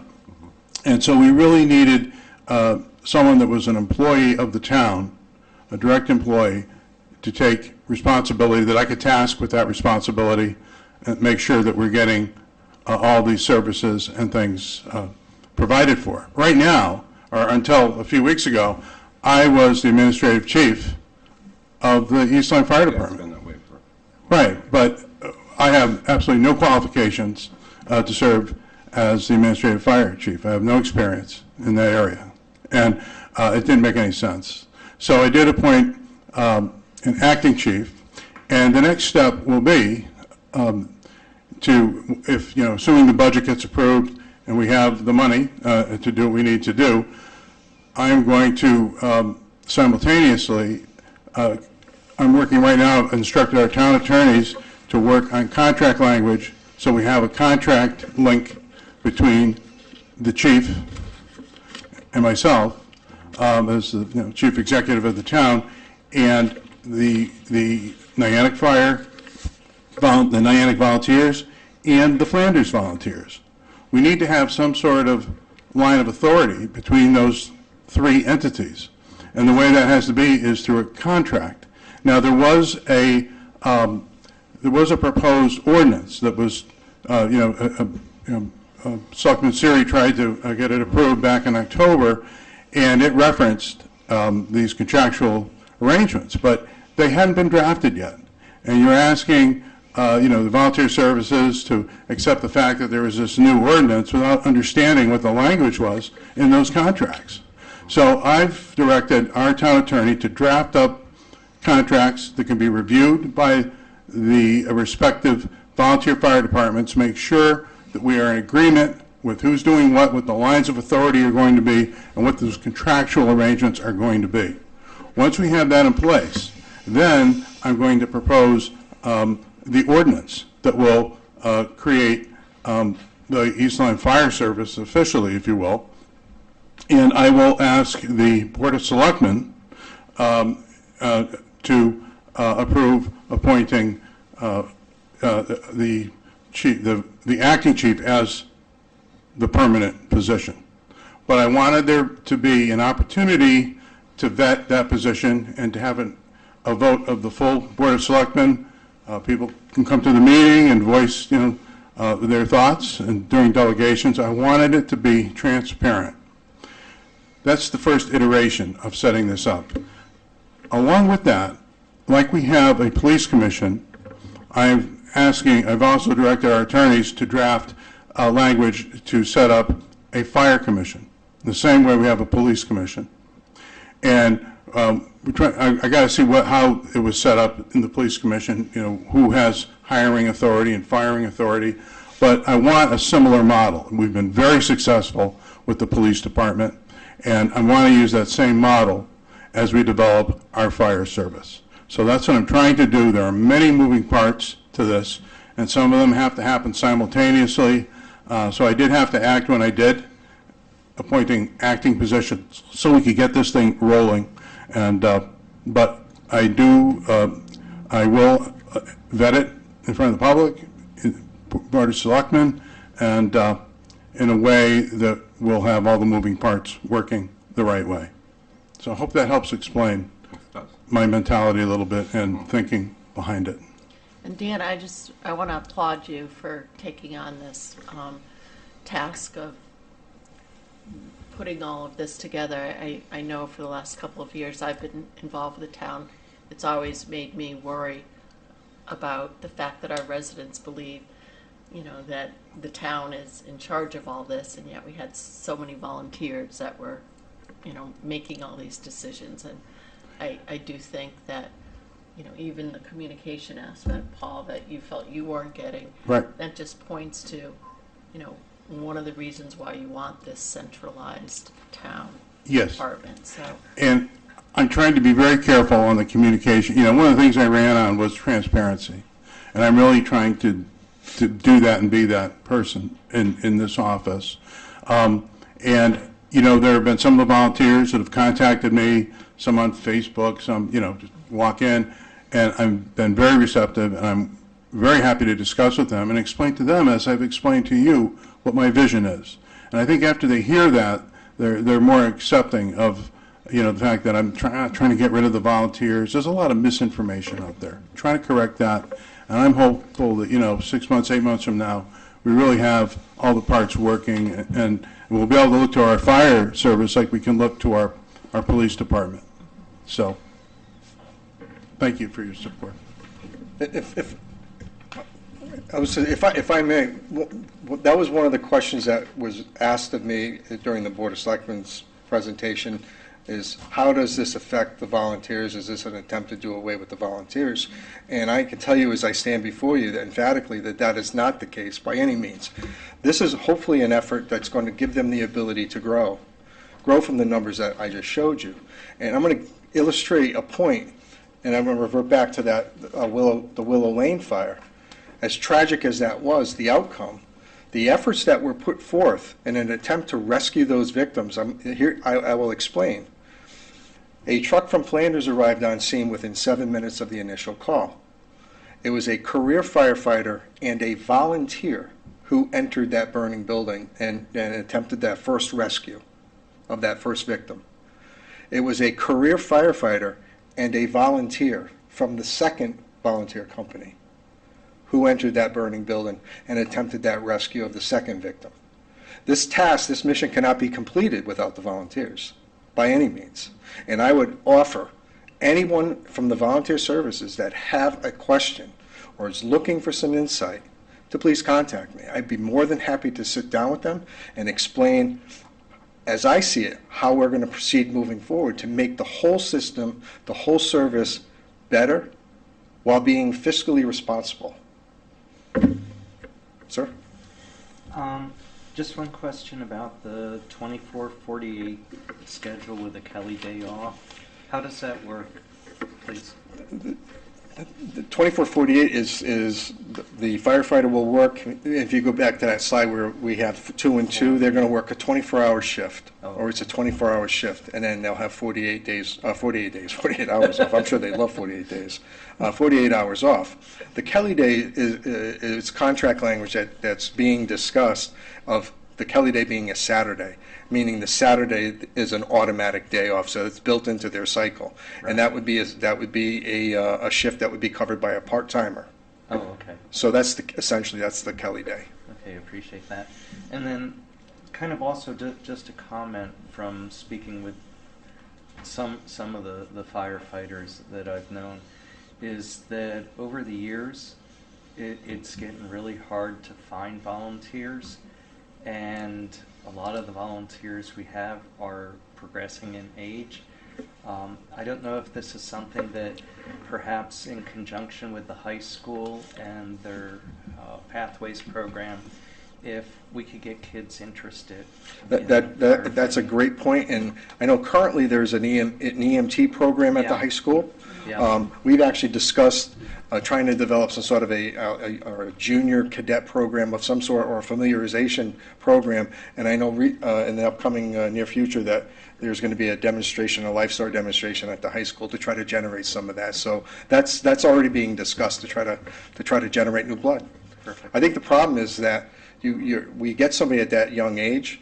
It takes about a good 2 years to develop them by the time they turn of age, and then to get them the certification so that they can act, and the training that they can actually, and I say function, but legally function to be able to go put the wet stuff on the red stuff, as we say. Right. And then then the life expectancy of their tenure is only a couple years. And, you're talking about somebody who turns 22, 23, they may go to college, they may move away, and it creates that cycle all over again. So we're trying to find ways to bridge that gap so that we can fill those gaps. Thank you very much. You're If I may- welcome. well, I'm sorry. If I may just address that point as well.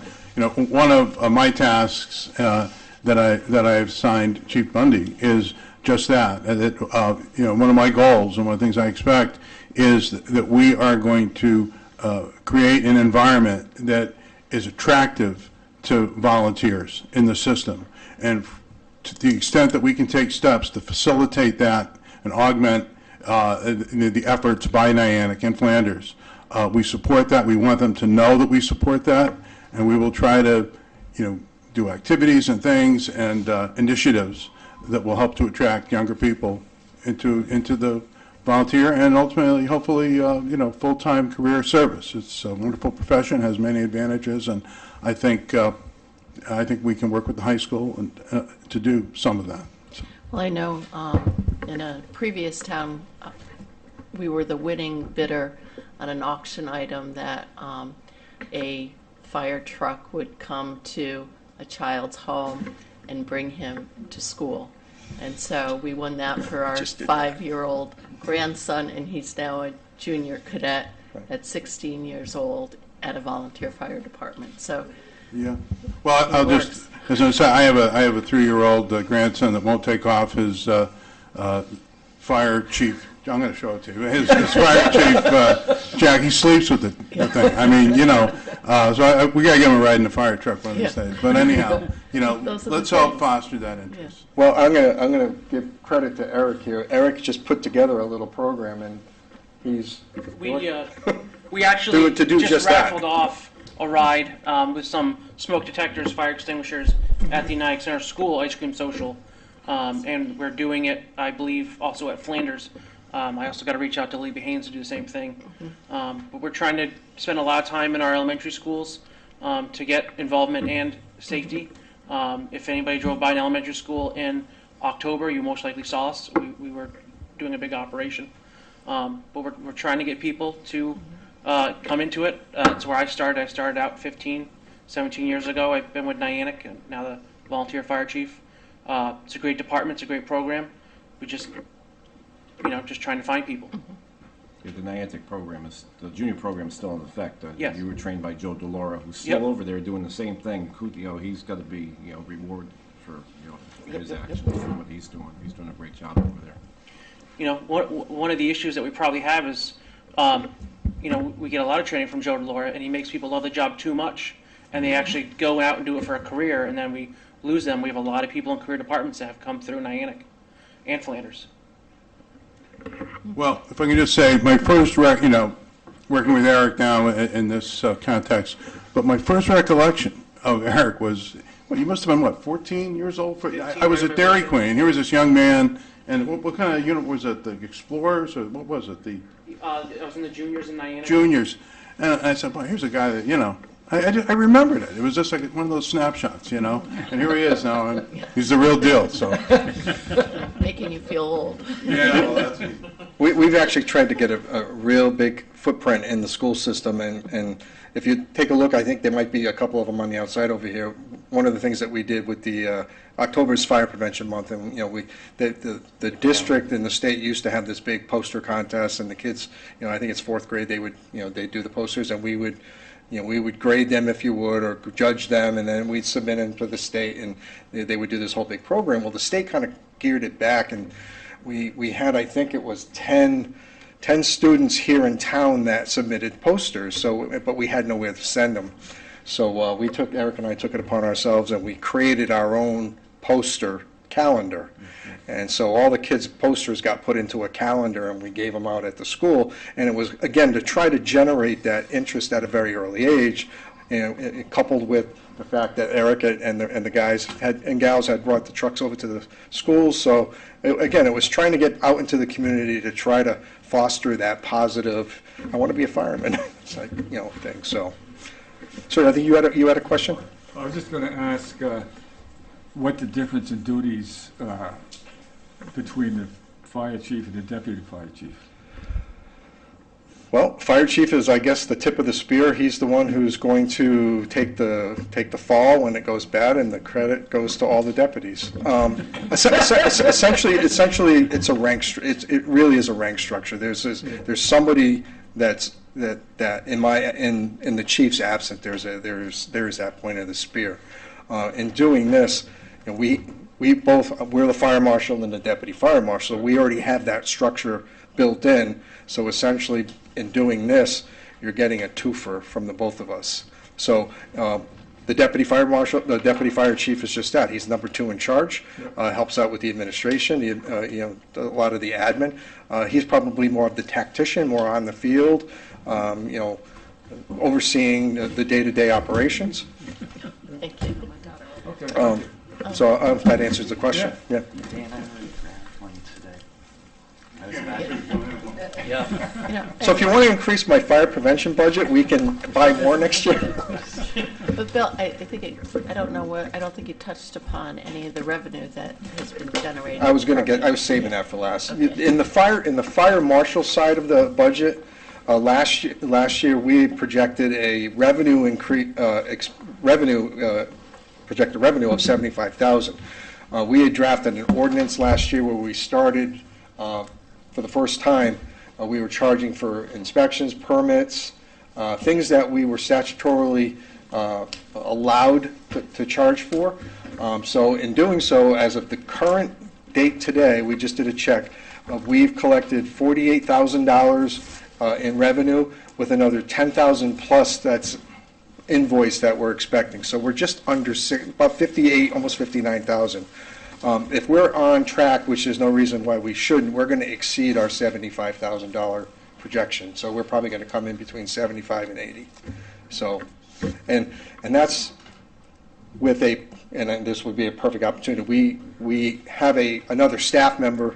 We have an administrative assistant who works on a part-time basis. It was it started at 24. It's at 28 hours.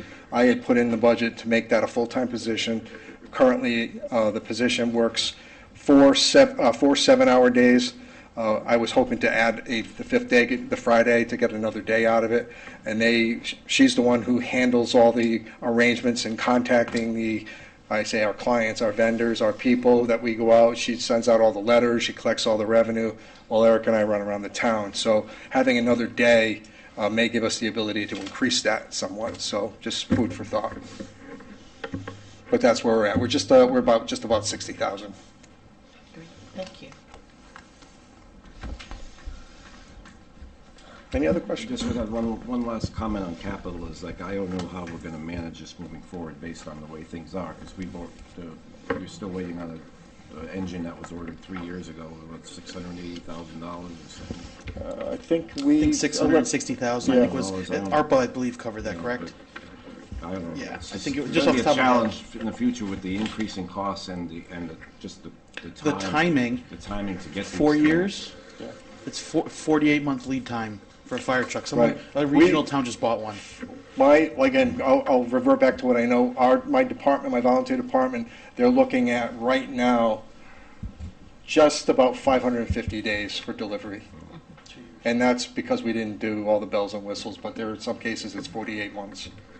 And, I think that was why I had my question about why does the fire truck have to respond to every EMS call? Because you think about, the wear and tear on all of these increased medical calls. They respond. Is there some way we can get around it with a different type of vehicle somehow? Or Well, I'll let Eric do that. So the reason why you see the fire truck going is usually because it's closer. Right now the ambulances are at Nike Headquarters Station on Grand Street, at the Flanders Station. They're busy. So if a call's out in Giant's Neck, you're going to see the engine coming from Station 2 by the prison because it's the closest person to help you. There has been a change in the service that we haven't evaluated yet, where we're trying to figure out what calls we need to go to right away with the engine. Sometimes when somebody says, I just have a stomach bug, I kind of just need to ride to the hospital. Does it need the fire engine and the ambulance, or does it just need the ambulance? Those are things that are being looked at regionally. And I think of the ambulance as just Yeah. being the bus, but if we were all had the EMS training and a smaller vehicle, would the cost of Like the some wear and smaller tear. vehicle The problem offset the? the problem we're running into with the increase in call volume is they're at one call and then the next one's coming in. So, the fire truck holds all the equipment they would need to go directly to the next call, where if they're, say, in a pickup truck, they would have to drive back to the station and then the next call. And if that next call is, the structure fire like we had in Willow Lane, now you're delaying that needed resource to rescue somebody. Yeah, it's a conundrum. It is. How many ambulances do you have in service now? East Lyme Ambulance owns 4. I remember last year you had 3 and one was like kind of in repair. Yep, they've done major repairs to their ambulances to get them all in working all order. 4 are, There's one out right now for service, Yep. but that's why there's 4, so Right. there's always 3 ready to go. okay. And if, I was just, and that's one of the things we've talked about, and I had asked the question too, is there some other type of vehicle that isn't maybe, as substantial as a fire truck? There is something called, what's a quid, what do you call it? A quid? A quid. That's a quid. ladder truck. Yeah, A it's quid. a ladder truck with a It's- pump. It's putting multiple trucks into one. Right. It's a vehicle that serves multiple purposes, and I don't know if the cost is any less, and I don't know if it's just as heavy or not, and wear and tear wise, but, I am trying to think about, and trying to get the department to think about, are there other vehicles that could be had that are more appropriate? Because that's always been a concern of mine too. You call the ambulance and there's the fire truck, and I always wondered, same thing, but there's a reason for it in a smaller department. But maybe there is some alternative that we can consider, and maybe some other vehicle we can get. So, And these are all great dialogues, and I think that's why having the model that we're trying to go to will give the town the ability to have, I hate to use the term oversight, but having a little bit more input in terms of what they're going to spend their money on and how we're going to maintain it and how we're going to service it and all those things that are associated with that. But to Eric's point, these are conversations that we're starting to have to try to figure out what's the best, how do we streamline it without sacrificing, safety and service. Well, I think this has been a great discussion, so I really appreciate it. Anyone have any other questions? All right, No? thank you. Thank you very much. Thank you very Thank you. much. Eric? thank you. Public discussion? Is there anyone here who wanted to speak to any item that comes before the Board of Finance? No, you're all set? When I looked at the, it said that Brookside was going to talk tonight, but no, it didn't. Not tonight, no. Tonight. I mean, you can get rid of me and I can just talk to them. I won't come back.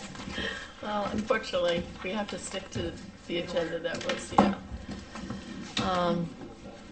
Okay, on to board comments. Does anyone have any? I'll just take a point of privilege and say, I wanted maybe a moment of silence for Senator Joe Lieberman, who passed away today and was just a great public servant. And we were lucky to have his services, and our condolences go out to his family and his wife.